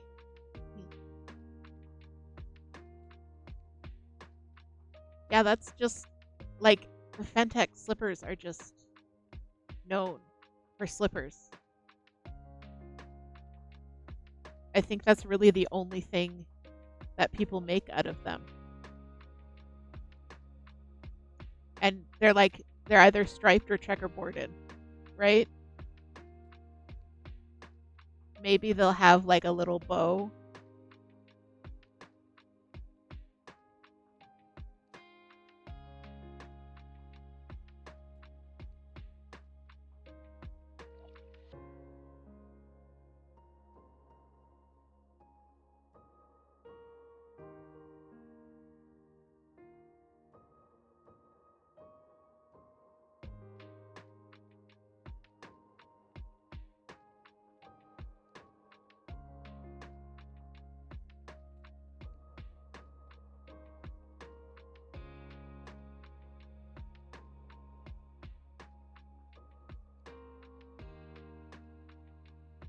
I wasn't sure about how well this dark blue would read next to the turquoise, but I'm really liking it.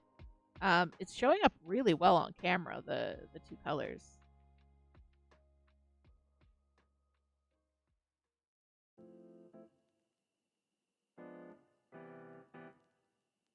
So you can see this last section was the triple eyelet, which was a very simple little lace pattern, but quite lovely. Didn't take me any time at all, too. I flew through it.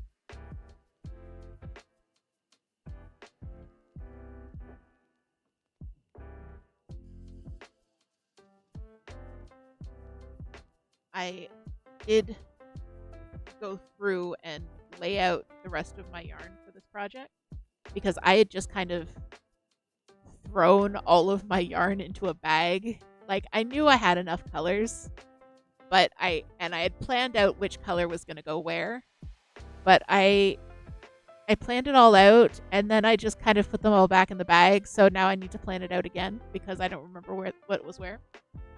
This is my bag of scraps. So each ball now has a little tag on it. This is just a removable stitch marker and a little piece of paper. So this is color number 24. So I will know when I get to section 24 to use this one.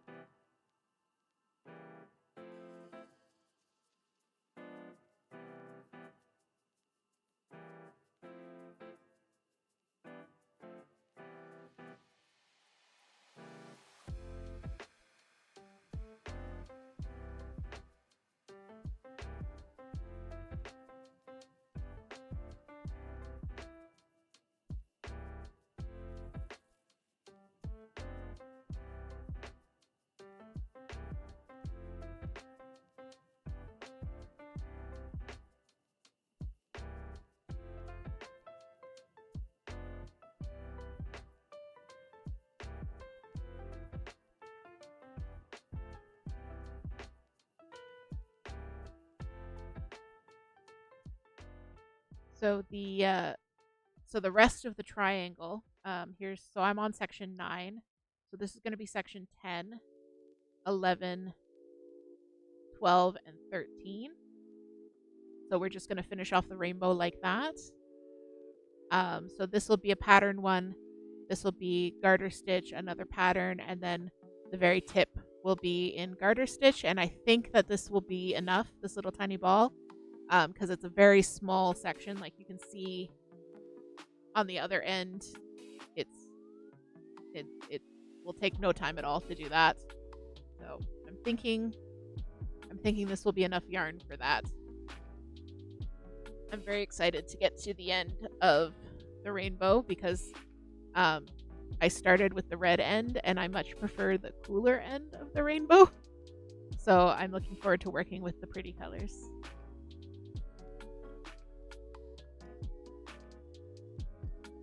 But all of these are now labeled. It says 13. So I will not have to lay them all out again. Because what I did was I laid them all out and then I colored in. The pattern comes with a coloring sheet, so you can actually plan out your colors.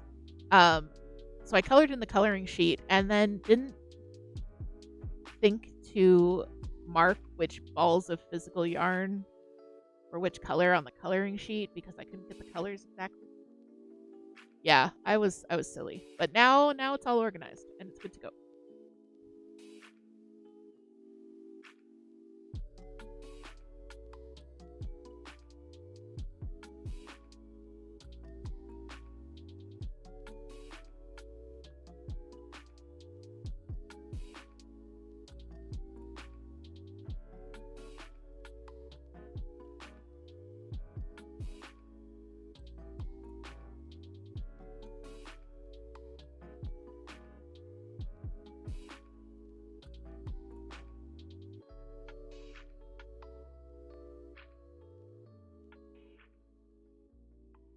So this yarn that I'm using, it's 100% cotton.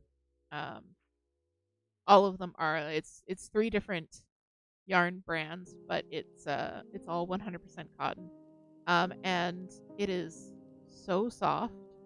Like this is not the dishcloth cotton. Like this is not Bernat Handicrafted. This is some nice soft cotton. This is going to be so drapey and just like a little bit of warmth when you need it, but not a ton. It's going to be so nice. And cotton is so easy to care for as well, which is great. I have very little wool in my stash. I usually knit with acrylic, honestly. Most of my projects are 100% acrylic or yeah, the closest I get to pure wool is my sock yarn, which is usually a 75% wool, 25% nylon, or a 75-25 or an 80-20, somewhere around there.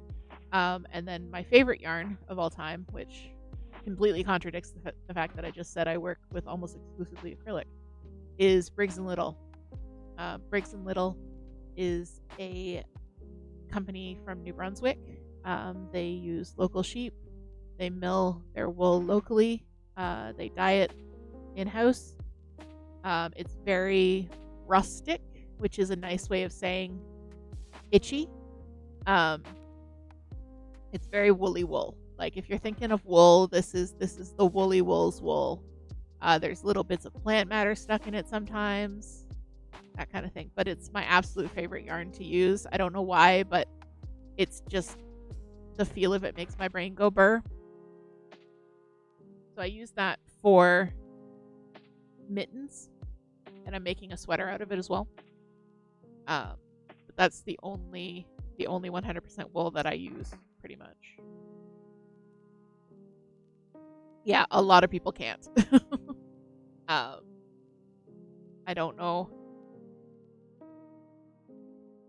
Yeah, I don't know a lot of other people who can stand really woolly wool. Like there are non-woolly wools.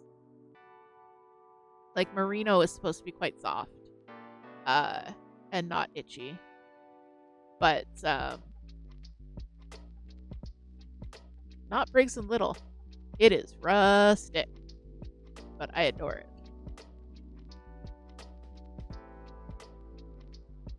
That's another one where I've just gathered up a stash of like just way too much of it. I have very small amounts left in 20 plus colors. So that's another stash busting project in the future. I'm going to make a quadrophenia blanket out of it. A blanket for me and me alone because Toot will not touch it. Yes, the kitty toy that Yuna loves. Yuna is Moon's kitter. But I made her some toys. Briggs and Little is great for cat toys because cats generally love the 100% wool. And Briggs and Little is so tough that it can stand up to a lot of abuse. So I'll use that for my scraps. Almost always go to cat toys.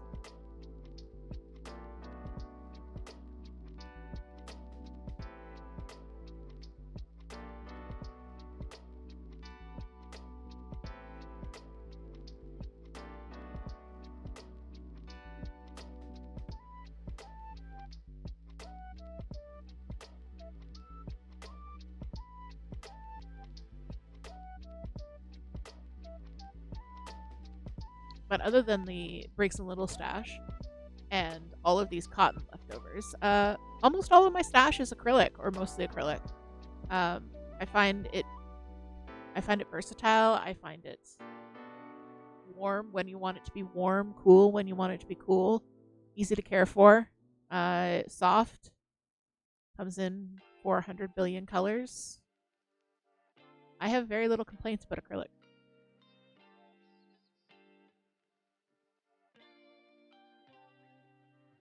I find that Hobby, or Hobby, depending on how you want to pronounce it, Hobbii, is a great company for premium acrylics.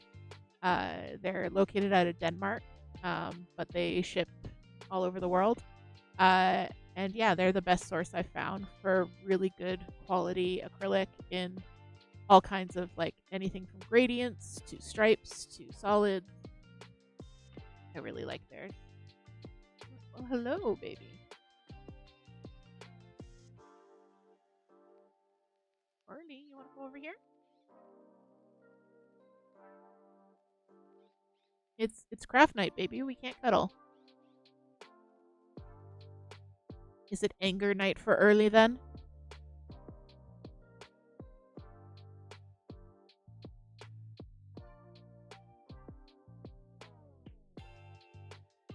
This is early.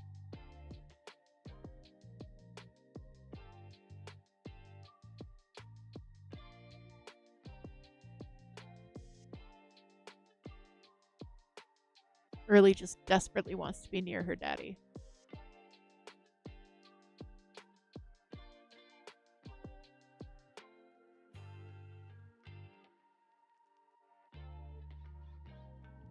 Yeah, are you a good girl? That's a tiny scream. You want to come and scream into the mic? Just hold up the mic to her mouth. Early, what do you think of the current situation of the world?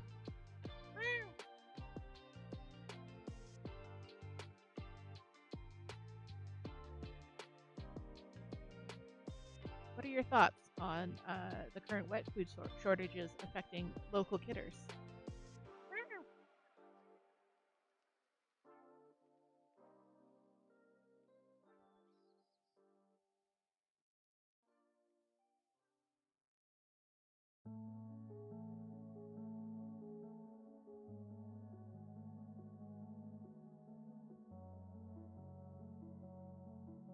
Don't glare at your mama. She's not going to do anything about it.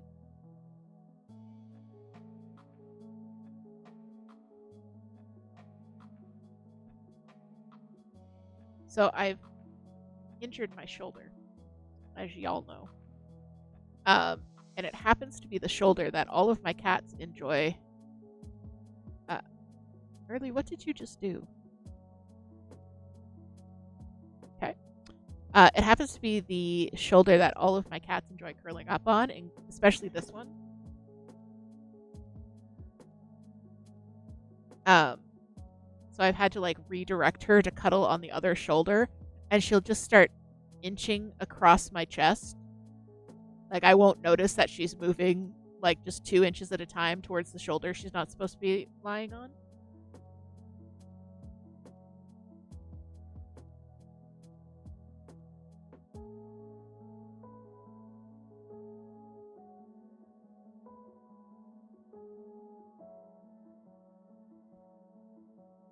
Hi, early green.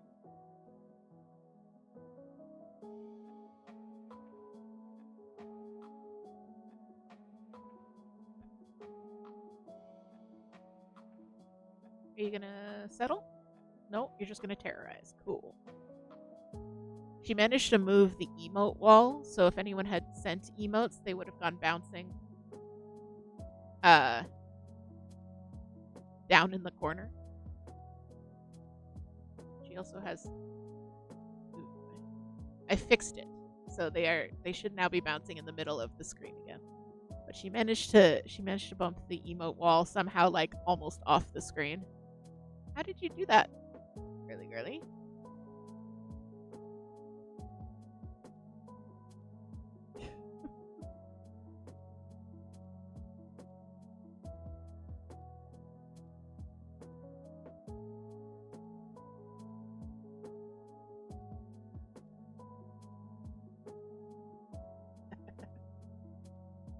Yes, apparently everyone's theme song in our house is "Disrespect Your Surroundings."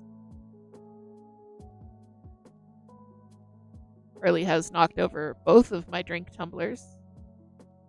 She has moved the emote wall. My mouse is no longer my mouse.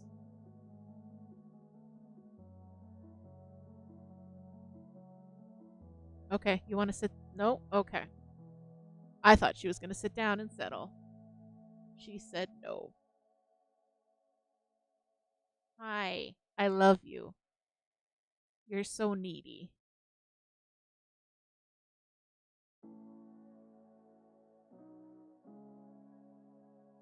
Hello, everyone, and welcome back to Monday Night Cat Petting Crafty Chat, where all we do is pet cats.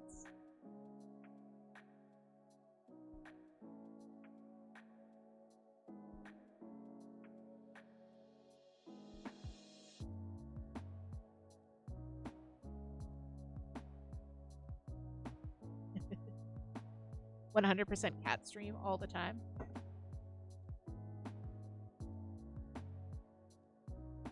Just 2 hours of pure serotonin. Yeah. It would be like a cat cafe live stream.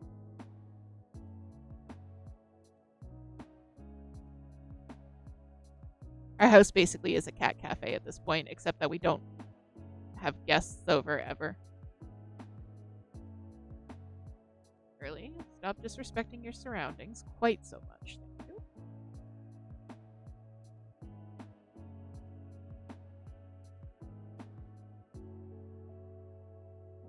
I was kind of hoping I would get to the next section of this tonight, but it doesn't look like I will since I still have several rows to go. When you're knitting garter stitch, it's a little bit easy to count how many rows you've done because I don't know how well you can see, but it creates these ridges, and each ridge is 2 rows. So I've done 1, 2, 3, 4, 5, 6. So I've done 12 rows out of 30.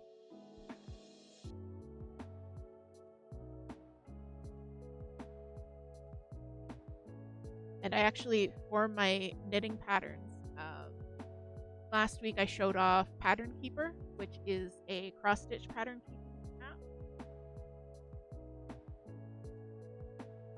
for early purposes. For knitting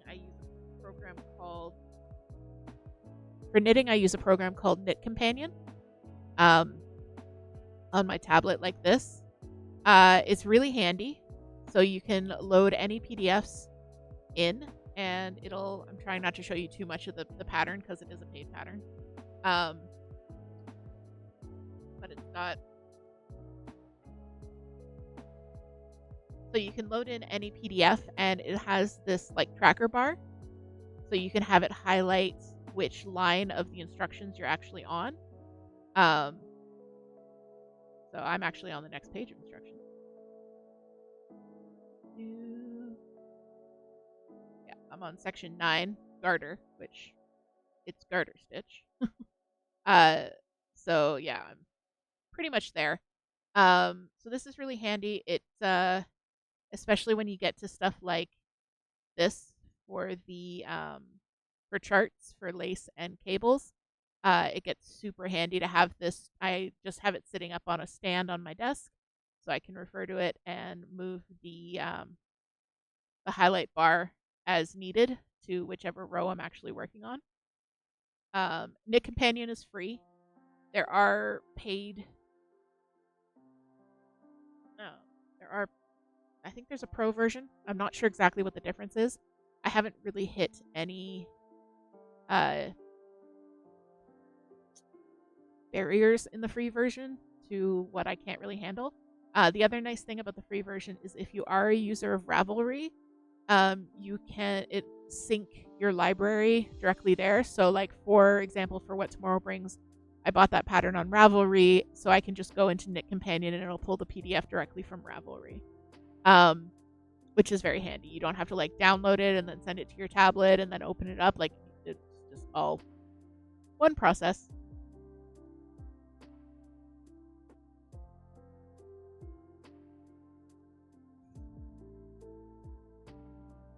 And this is my early. So yeah, this is my little tablet. It's a Kindle 7. No, it's an Amazon Fire 7. 12th gen. Yeah. I really like it. It's super tiny. I basically just use it for patterns and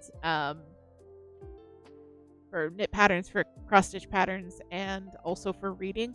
It's really great for reading in bed. I have it set up with Libby and Kindle, and also some maybe pirated ebooks. Maybe.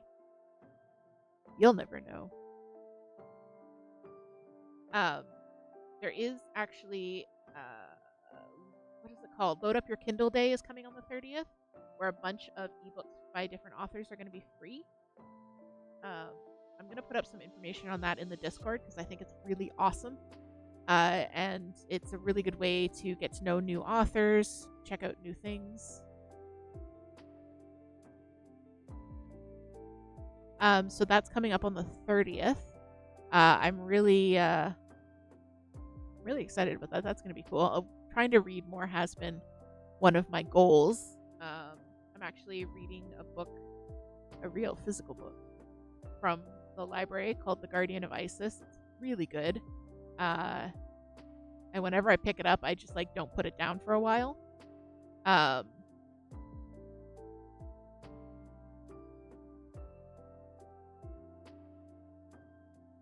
I'll probably finish that in the next couple of days as well. I have a lot of plans of finishing things in the next couple of days. We'll see how many of them actually get finished. I do have until like July 10th or something on my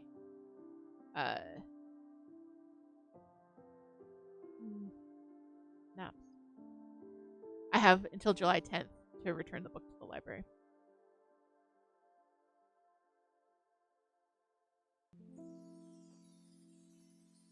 And our library is just a short walk away, so it's nice and convenient.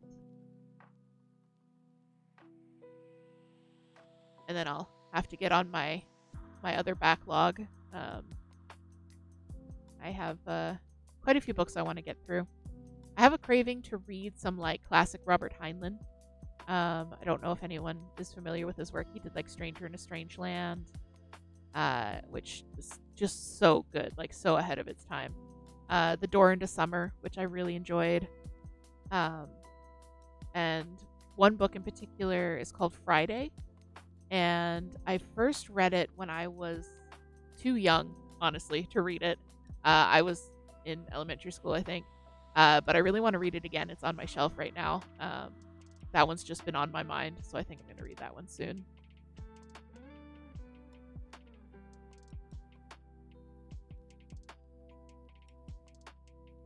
So yeah, why don't I finish up this row, and then we will wind down our crafty chat by playing a little bit of marbles. I don't know if you guys are down for that. We'll enjoy some lo-fi, enjoy some marble runs.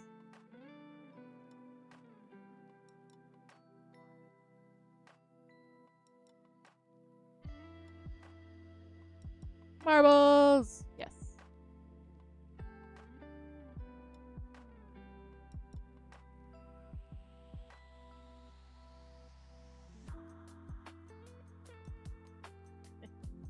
All right, that's a resounding yes for marbles.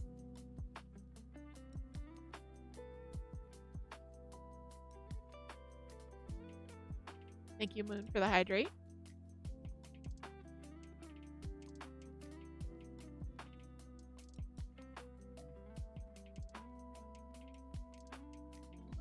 Do the thing. Moon has redeemed the very first do the thing. You have to pet early now.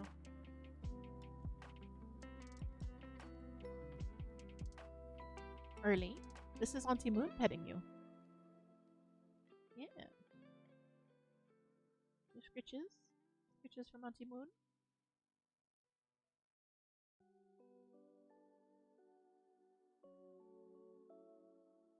Yeah.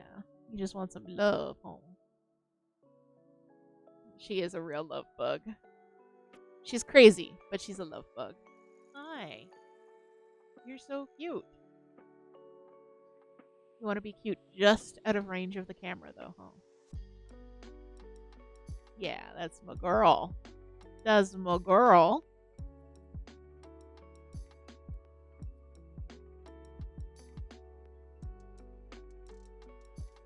So yes, while I'm petting early, at Moon's behest, I just want to remind everyone that Moon Phased, who just gave a shout out to, is going to be doing her very first subathon.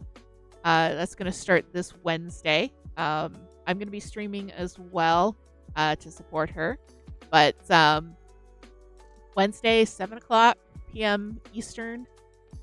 Go check out Moon Phased. She's got some really cool sub goals, and she's doing a cross stitch piece, which I think is a great idea. But anyone who supports her during the subathon will get their name stitched onto a custom cross stitch piece. So that's just really cool. So yeah, I'm gonna be promoting it in the server and all that kind of stuff. I'll make sure you guys won't miss it. But yeah, Moon's gonna be doing their subathon later this week. It's gonna be very exciting. Yes, I designed Moon's logo, which is like a half moon and then half cat for Kitty Yuna. I designed it into a little cross stitch piece. It's really cute,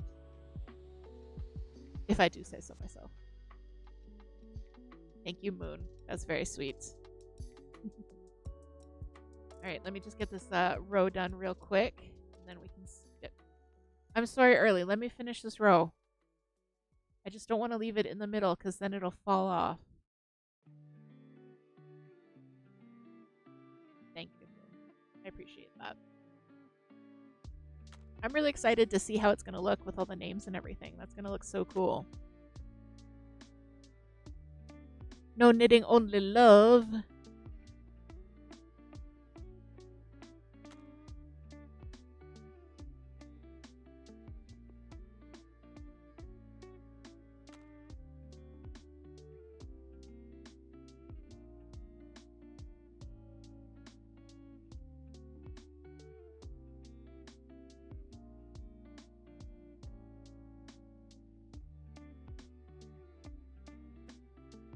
I just don't want to leave this in the middle of a row because then it's all going to fall off and then it's going to rip back and then y'all know how it goes.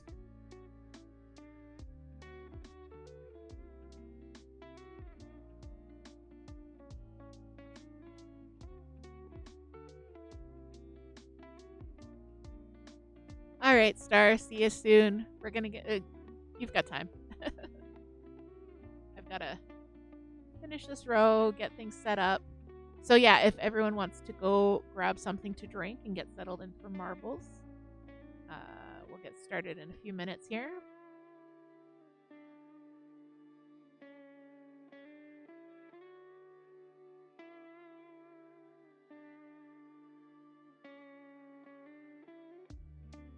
All right.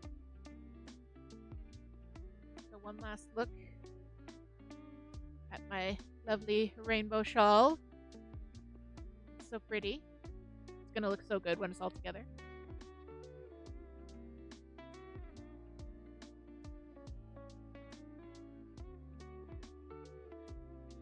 All right, let's get set up for some marbles. Let's give Early another pet. Okay. Say goodbye to the people, Early. We're turning off this camera. Goodbye, everybody.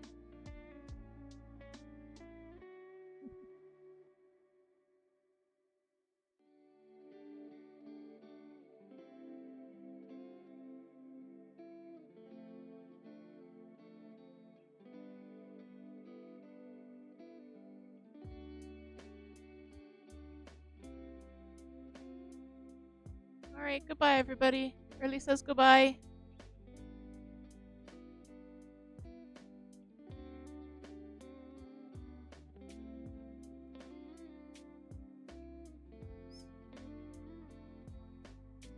All right, that's looking good. House Spring Sprong is her fountain, her Mermaid Lagoon water fountain. We call it the Spring Sprong. Because we apparently don't know how to use words properly. All right, welcome. Welcome to whatever this is. Marbles. This is marbles. We are going to race. So we are going to do a 3-race Grand Prix. Oh, hi, Sai. Welcome. You must come out of lurking for marbles. So we're going to do a 3-race Grand Prix. If you see any maps along the side that you would like, just do ! vote space the number. And we will get started. I'm just going to mute myself for a second while I get myself rearranged here.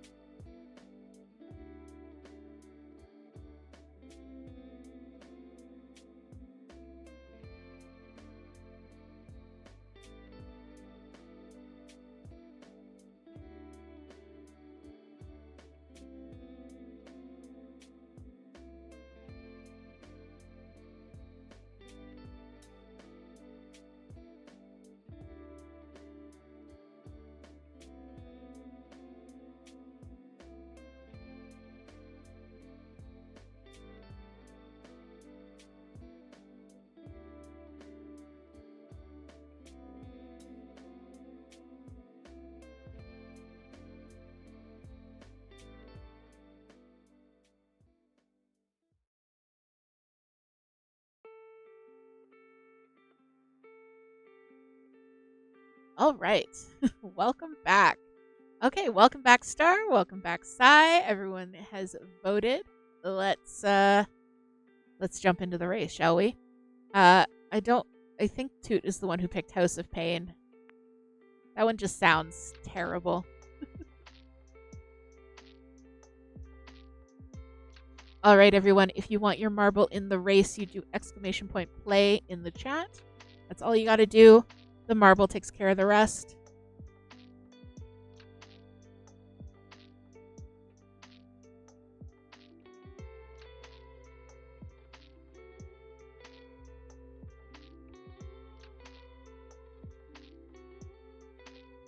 Anyone who's lurking, you are more than welcome to play as well. Like I said, all you have to do is put !play. You don't have to do anything else. Then you will battle it out with the rest of us.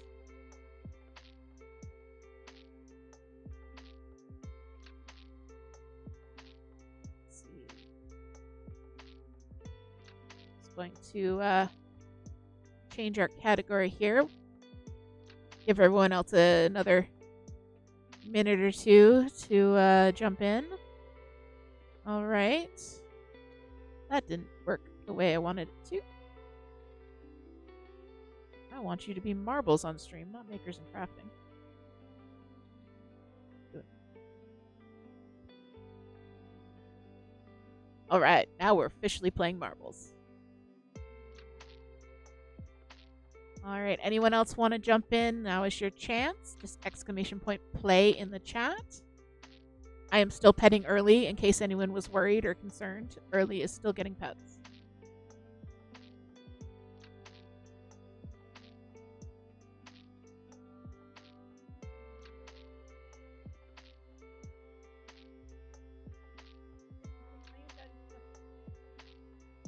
Okay. All right, let's get this game rolling.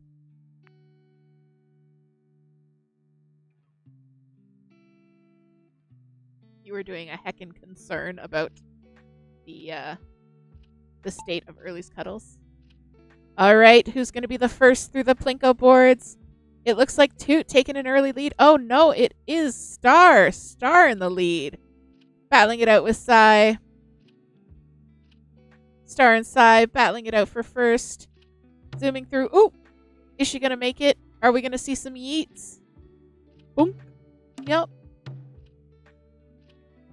Oh. What happened to Sai? Oh, Sai made it too. Good. Moon, everyone's in. We're coming through the funnel. Star way out ahead in front. Coming down the stairs. Straight through to the second yeet. Boink. Oh, and Star made it through. Let's see, the rest of us are just coming down. Getting ready for that big jump. In the air. Oh, almost didn't make it. Moon made it. Toot made it. Sai made it. Everyone made it. Oh, and Star is already in. That was a fast victory. Woo. Toot coming in for a second.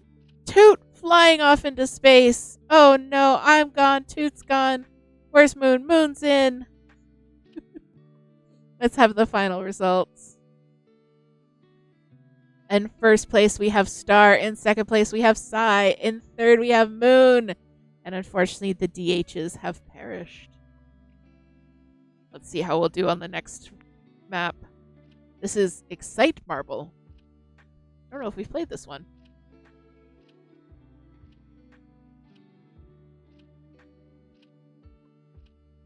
All right, everyone, exclamation point play in the chat.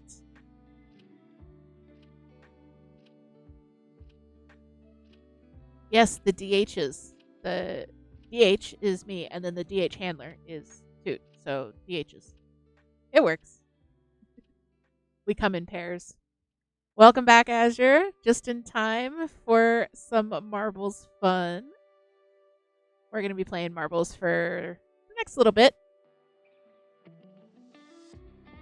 If there's anyone else out there in chat who's just lurking, wants to jump in, join us, go right ahead. I'll give it another minute.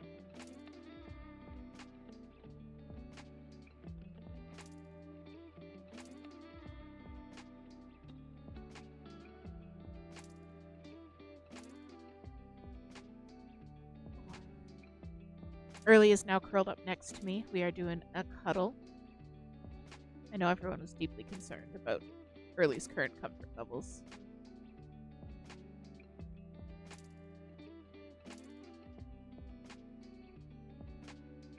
All right, anyone else want to jump in, or I'm going to get this race started in just a second here? All right, let's roll.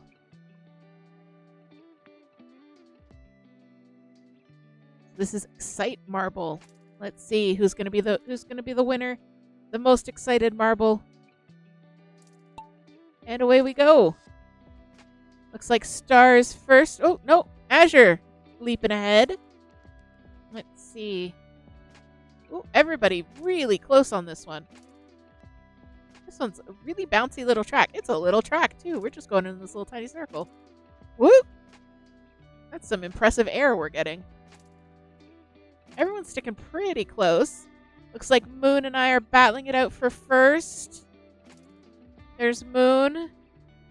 Sai taking up the rear, giving me an excellent camera shot. Oh, now it's Toot in the rear, giving me an excellent camera shot. Watching everybody zoom around. I'm still in first. Oh, that was a short track. All right, look, let's see who the winner is. The winner. Oh, it was only 28 seconds for the record on that one. Wow. The winner was me. In second place, we have Moon. In third, we have Toot. In fourth is Star. In fifth is Sai. And coming up last, unfortunately, is Azure. All right, who's going to be the big winner, though? We've got one more race in this Grand Prix. We now enter the House of Pain.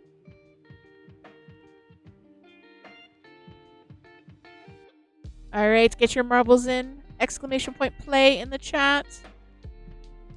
If you're out there lurking, now's your time to hop in.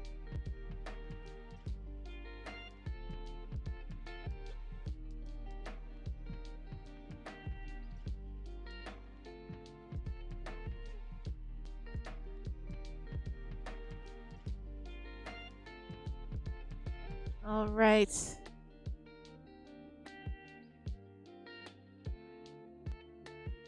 Anyone else who wants to jump in? I'll give it another little bit. So we have actually done this. We've done this track several times. And the community leader is our own Kiss It Better with a time of 1 minute, 34 seconds. So we are currently trying to beat 1 minute, 34 seconds. See if you could be the new community record holder.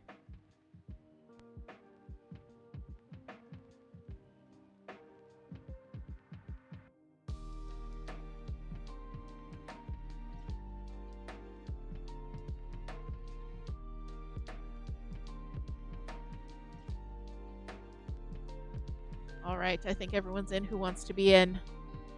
Let's roll.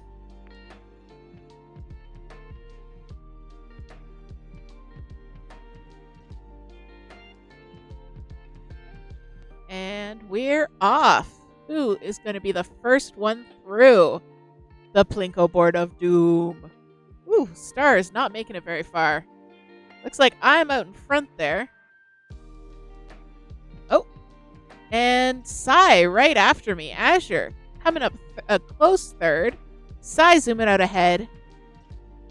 Ooh, Sai making it through the fans. Oh, Sai getting caught in the fans. Toot zooming away ahead, flying through those fans like nobody's business. I have gotten stuck back here, apparently, with Star. But we're out. We're free.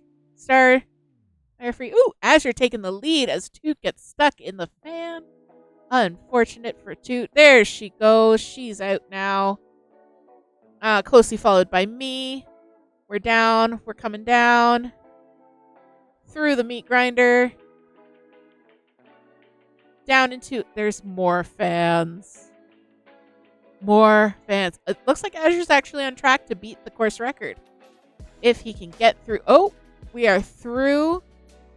Let's check on everyone else here. Everyone else still just coming down through here, through this first set of fans. Moon catching up pretty easily. Star stuck in the rear with Sai. You guys are just hanging out, having some fun. Toot taking the lead. Oh, Toot's going to make it.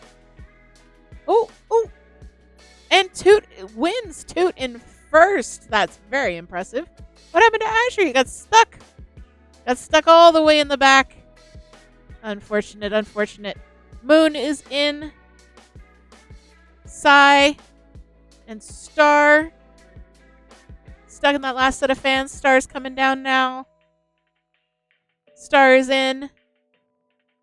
Sai's coming down now.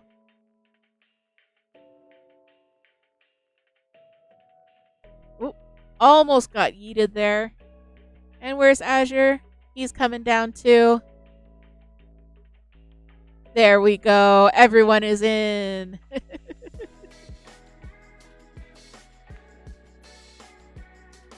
You did make it in time for marbles. Welcome in, Mr. Sai. Glad to see you again.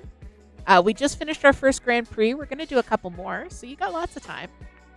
So let's see. The results are in. Who is going to win the first Grand Prix of the evening?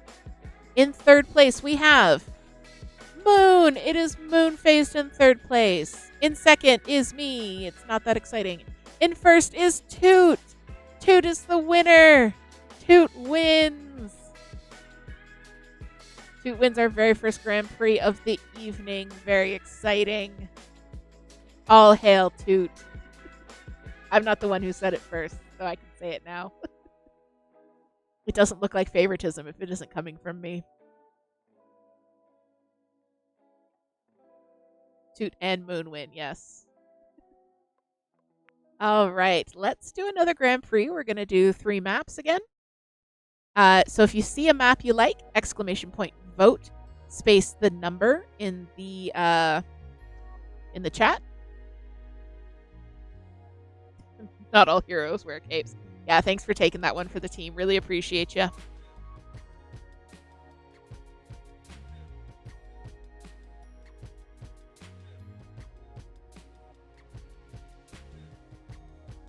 All right. So we've got our 3 maps in. Let us race.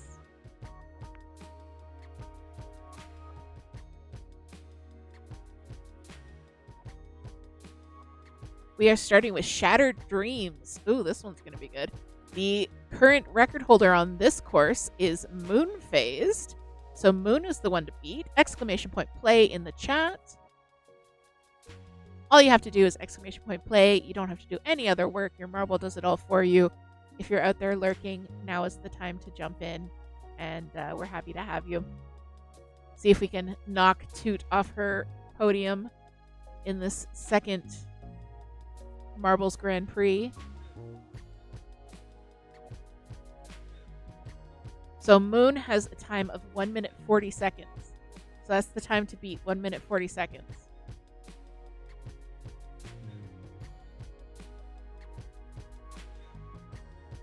All right.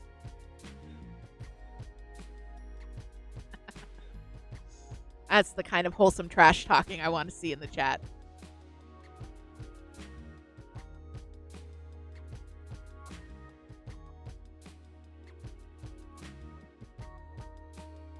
All right, let's get rolling here. Shattered Dreams. Who's going to win? Who's going to perish? Who's going to be the first through the Plinko board of doom?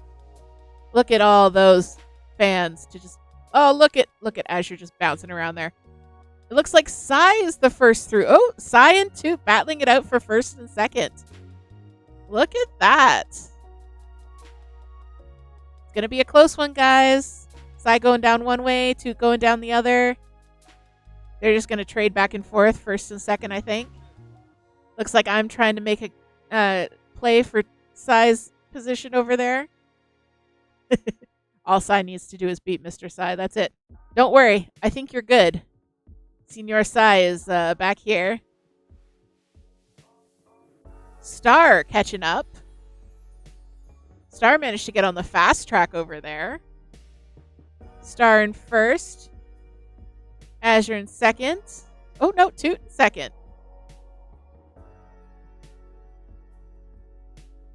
Sai coming up to the first set of fans. Will she make it through? She will indeed. Oh, Toot! Goodbye, Toot. It was so lovely knowing you. All right. Sai is now looking like our leader. Oh, and Sai has perished, unfortunately. And so has Azure. So I'm still in. Oh, there goes Star. It's Mr. Sai, Moon, and me. Me and Moon are way up here in the bells. Oh, one last chance to get yeeted. One last chance. Who's going to make it?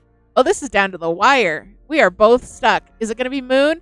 It's going to be Moon getting thrown backwards. Did you guys see that? That was so cool. All right, so I'm in. We lost Senior Sai. Moon making it down. I've never seen that happen before, where she yeeted herself back onto the course. That was so cool. Shattered dreams indeed. A last-minute backwards yeet. So in first we have myself. In second is Moon, and everyone else got thrown into space, unfortunately. Yes, it was very romantic. Mr. Sai couldn't live without Sai, so had to go diving after her. All right, we've got Haunted Hills coming up, which is one of my favorite maps. It's also one of the few maps that has like background music and sounds. So if you hear something spooky, it's the race. So exclamation point play in the chat. You will notice on the last round that everyone dove after their spouse except for me. I just wanted to win.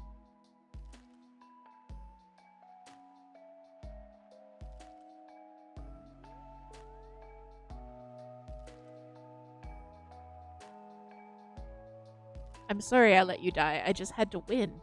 I'm sure you can understand.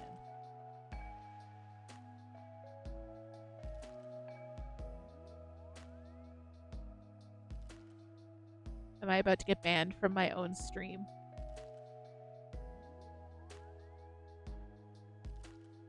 That's true. We will be together forever in Moon's cult.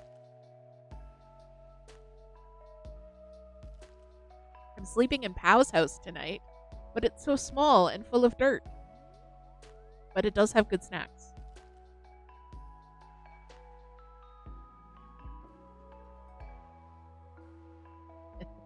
All right, anyone else want to jump in? Now is the chance. All you have to do is exclamation point play in the chat and your little marble will join us. You'll send a treat eat for me. Thank you. Yes, don't be too spookered.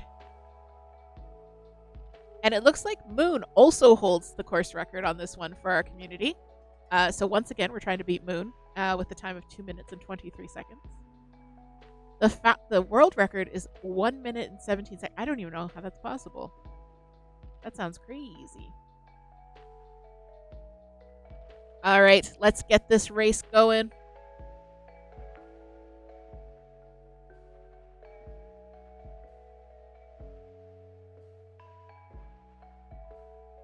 And away we go.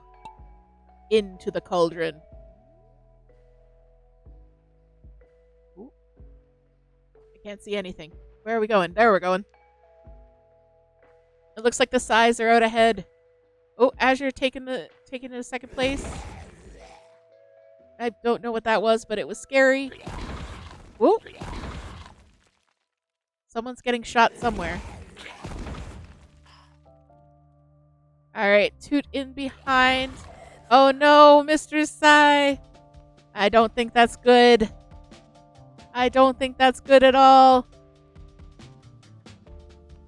Oh. Nope, that was not good. Toot also has been spirited away there. We got Azure in first, me in second. Everyone else sticking really close together because we're very, very spookered.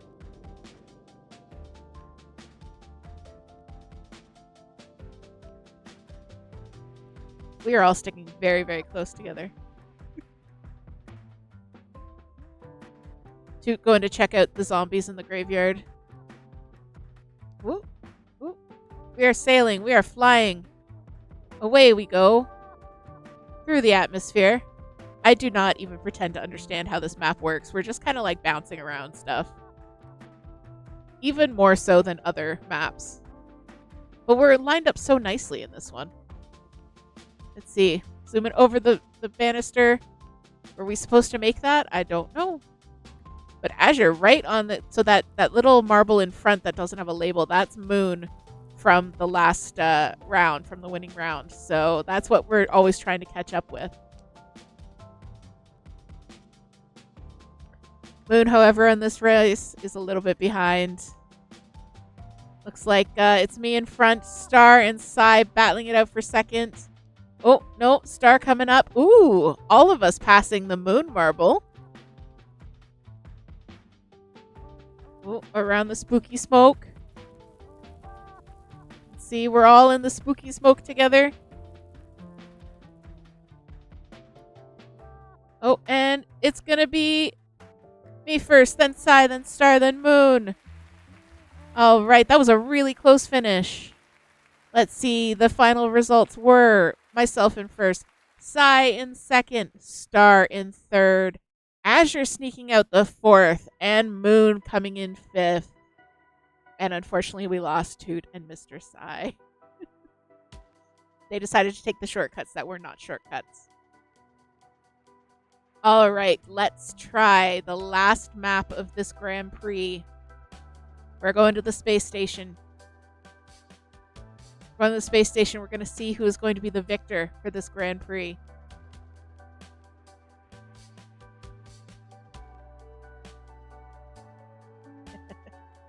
Azure and Mr. Sai in a tight race to get the least amount of points. Golf rules. All right, exclamation point play in the chat if you want to join this fun on the space station. I actually have to do it too. I forgot. I think I was the last one to put in. Let's just give it another second. I'm just going to give it another second if anyone else wants to jump in.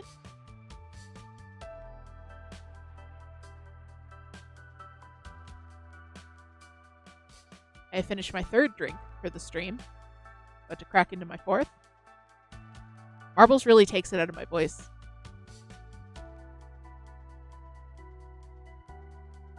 All right. Let's get this race going. It's odd because I'm sure we've done this one as a community before, but we don't have a community leader at the moment. And away we go. Who's dropping? Who's going where? Senior Sai the first into the zoomies, the circles. It's hard to tell who's in the lead. I think it is Mr. Sai in the lead. Could be Toot. We'll see who comes out first. I think I'm the first one here who came out, but that's okay. That was a gay joke. Who's going to be the first? The first to get onto the course.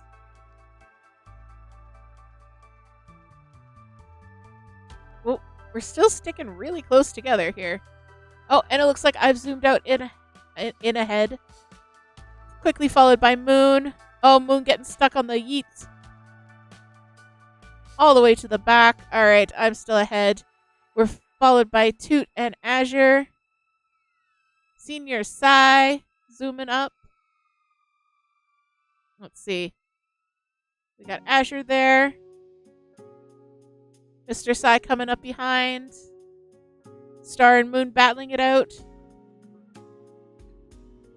Yeah, never trust MapQuest. Maybe you forgot a page when you printed it off.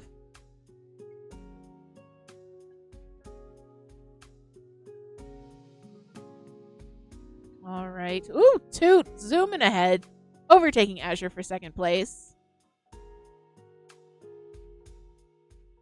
Let's see who's in first. What's in second? I don't know who's pitching. It was such a bad joke.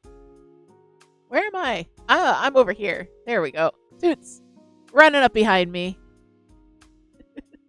Yes, indeed, bye nerds, because look how far back everyone else is. Woo! That's some lead we got there. Oh, but our mortal enemy, the fans. Will we make it through? Will we get stuck? Oh, we made it through, and Toot taking the lead.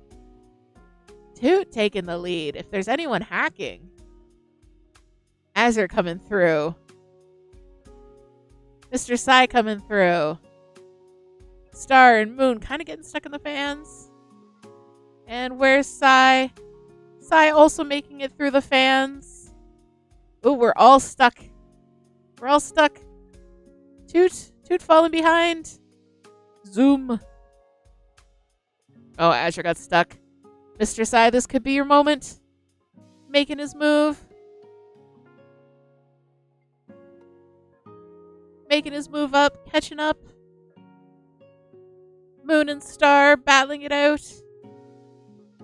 Let's see what's going on over here. And we're through one of the bounce fields that's supposed to slow us down. It'll never slow me down. No hacks for Toot. Totally legit. As you're coming up, Mr. Sai in fourth. Everyone's sticking pretty much to... We're all sticking pretty close. Me in first, making it through the yeet field. Toot coming in next. As you're coming down, will he make it through? Oh, flying through. No danger there. Mr. Sai in fourth. Star coming in fifth. There's Moon and Sai who's going to make it first. Oh, Sai made it. Just squeaked in a win there. My marble is greased.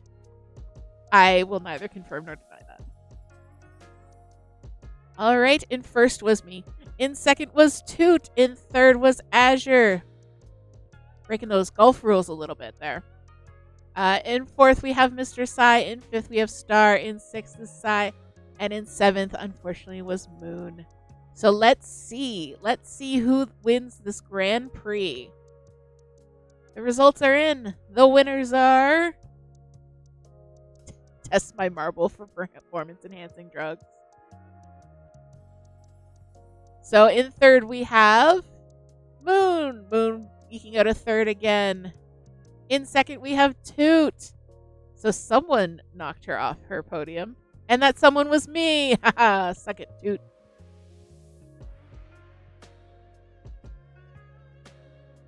Yes, definitely a recount. All right, guys, I think we have time for one more Grand Prix. Let's do one more Grand Prix. See who can win. See who can beat me, the King of Marbles.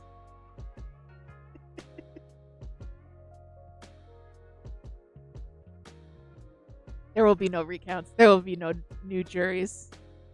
There is only the final jury of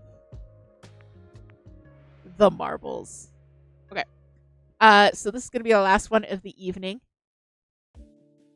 We're going to do 3 races. Do exclamation point play in the chat. You'll remember this in the class action shoot. Yeah, I'm being sued by my entire community for getting them all addicted to marbles.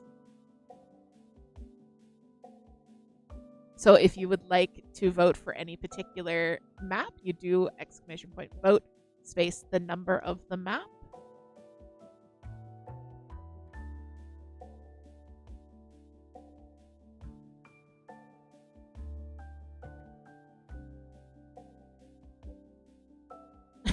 Vote for the level you win in.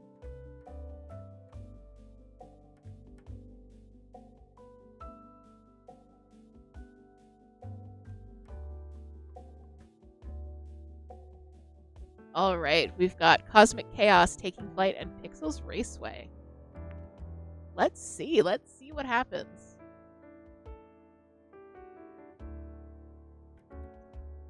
Cosmic Chaos. Ooh, and we have a moon face reveal in the background there.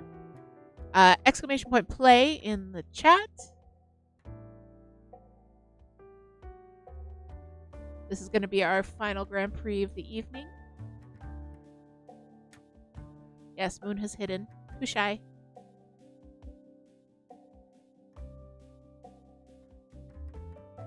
All right, if anyone else who is lurking wants to jump in, now is your chance. All you have to do is exclamation point play. Your marble does the rest of the work.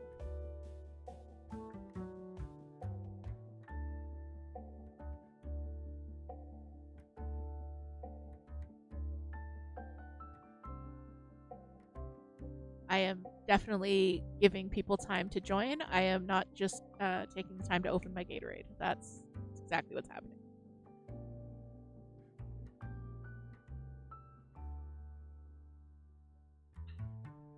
Ah, Gatorade.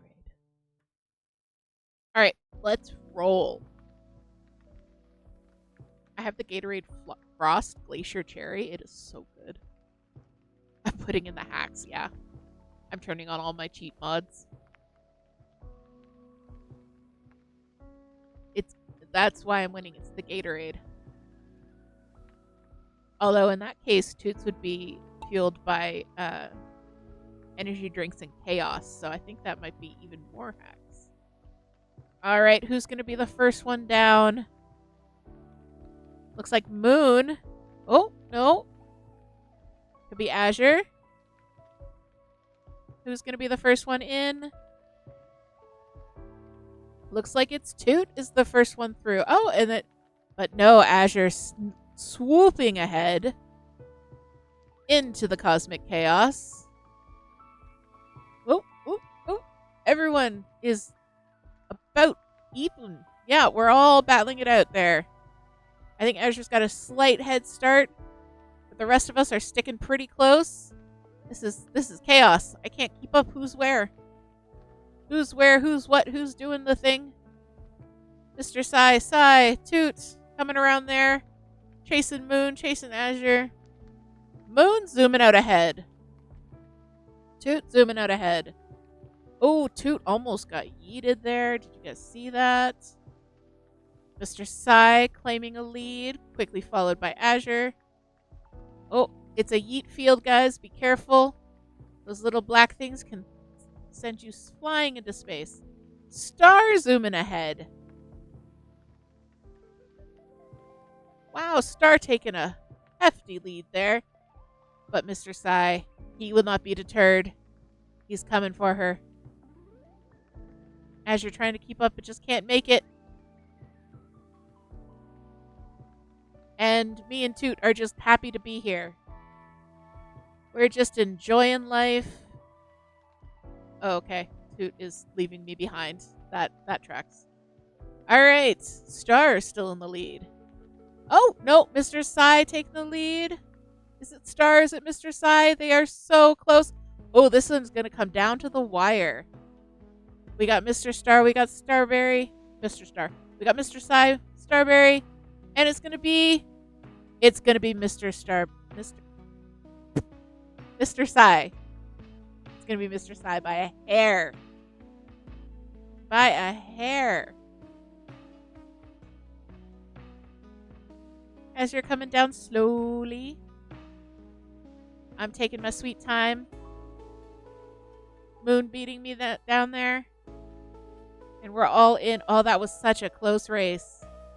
That was such a close race. All right, in first, we have, for his very first win, I believe, Mr. Sai. Second was Star. In third was Sai. In fourth was Azure. In fifth, my very own Toot. In sixth was Moon. And in seventh, it was me.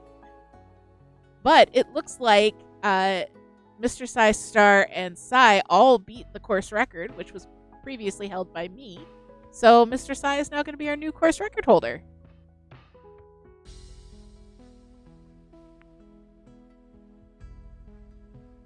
All right, second race, taking flight. He cheated.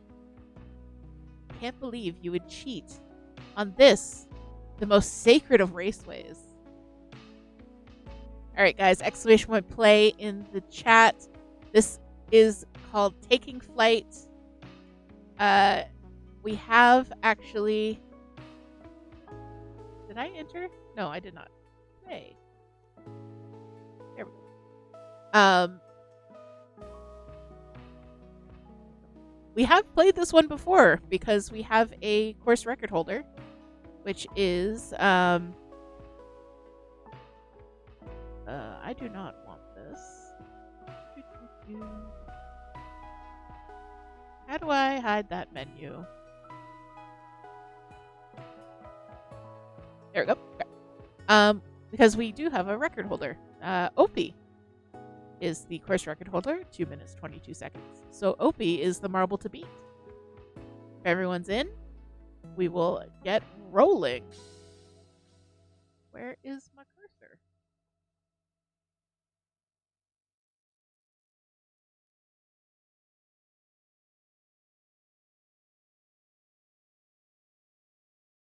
I think the game just froze, guys.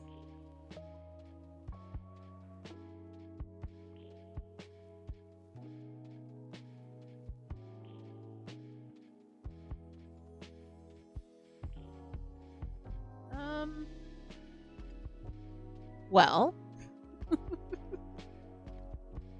the game just froze. Everything just froze. Give me one quick second. Hope he doesn't want us to beat his record here.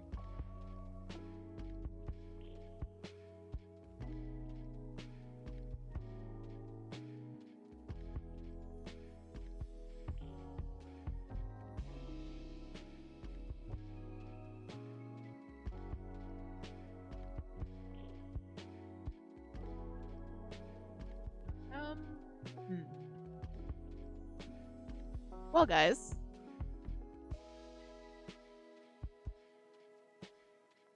Yes, everyone wins. I can't even start the race. Ah, there we go. Okay.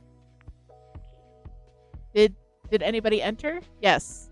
Okay, we're starting the race. Yay! It worked. I fixed it. Yay. All right. Where are we? There we go. Okay, we're coming through the Plinko board. Star coming out of the Plinko board first into this beautifully atmospheric cloud raceway. So we've got Sai in first, it looks like. Oh, no, I think Star is actually in first. It's just the loop-de-loop that making it look like it's Sai. Oh, but Sai making a quick bid for first there. And we'll come down around to the other side. We've got Toot coming down. Let's see where everyone else is.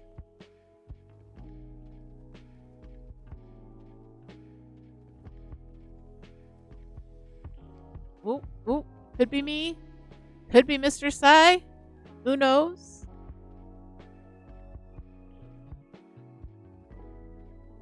Oh, I thought I got yeeted there. I was a little bit concerned for my safety. All right, and now we're coming down the runway, I guess. All right, we got Star, Azure in first, Star in second. I'm bringing up the third on the other side. Sai sneaking up. Let's see. Toot in the back, but we're all very, very close in this section. Like, there's Sai, and you can see Azure just flying through space, making the jump. Star making the jump. I made the jump. Trying to see if I can get someone mid-jump. Toot made the jump. Everyone making the jump. Oh no. This looks dangerous. Oh, there are sides. There are very small sides. Coming down to the final twisty bits. Azure in the lead, Star in second. Ooh, everyone getting jammed up here. Looks like Star snuck out of a lead there. See Senior Sai coming up. Getting a little bit stuck there. Oh, and it looks like I'm in first. Wow, I didn't see that one coming. Oh, Mr. Sai still making his way down. Everyone did just slow right down. Oof. And Toot, we're just waiting for Toot coming down. Toot getting stuck, it looks like. There's got to be like a crosswind or something. I didn't think I was in first. I swear I didn't think I was in first. Yay, Toot make it through the crossroads.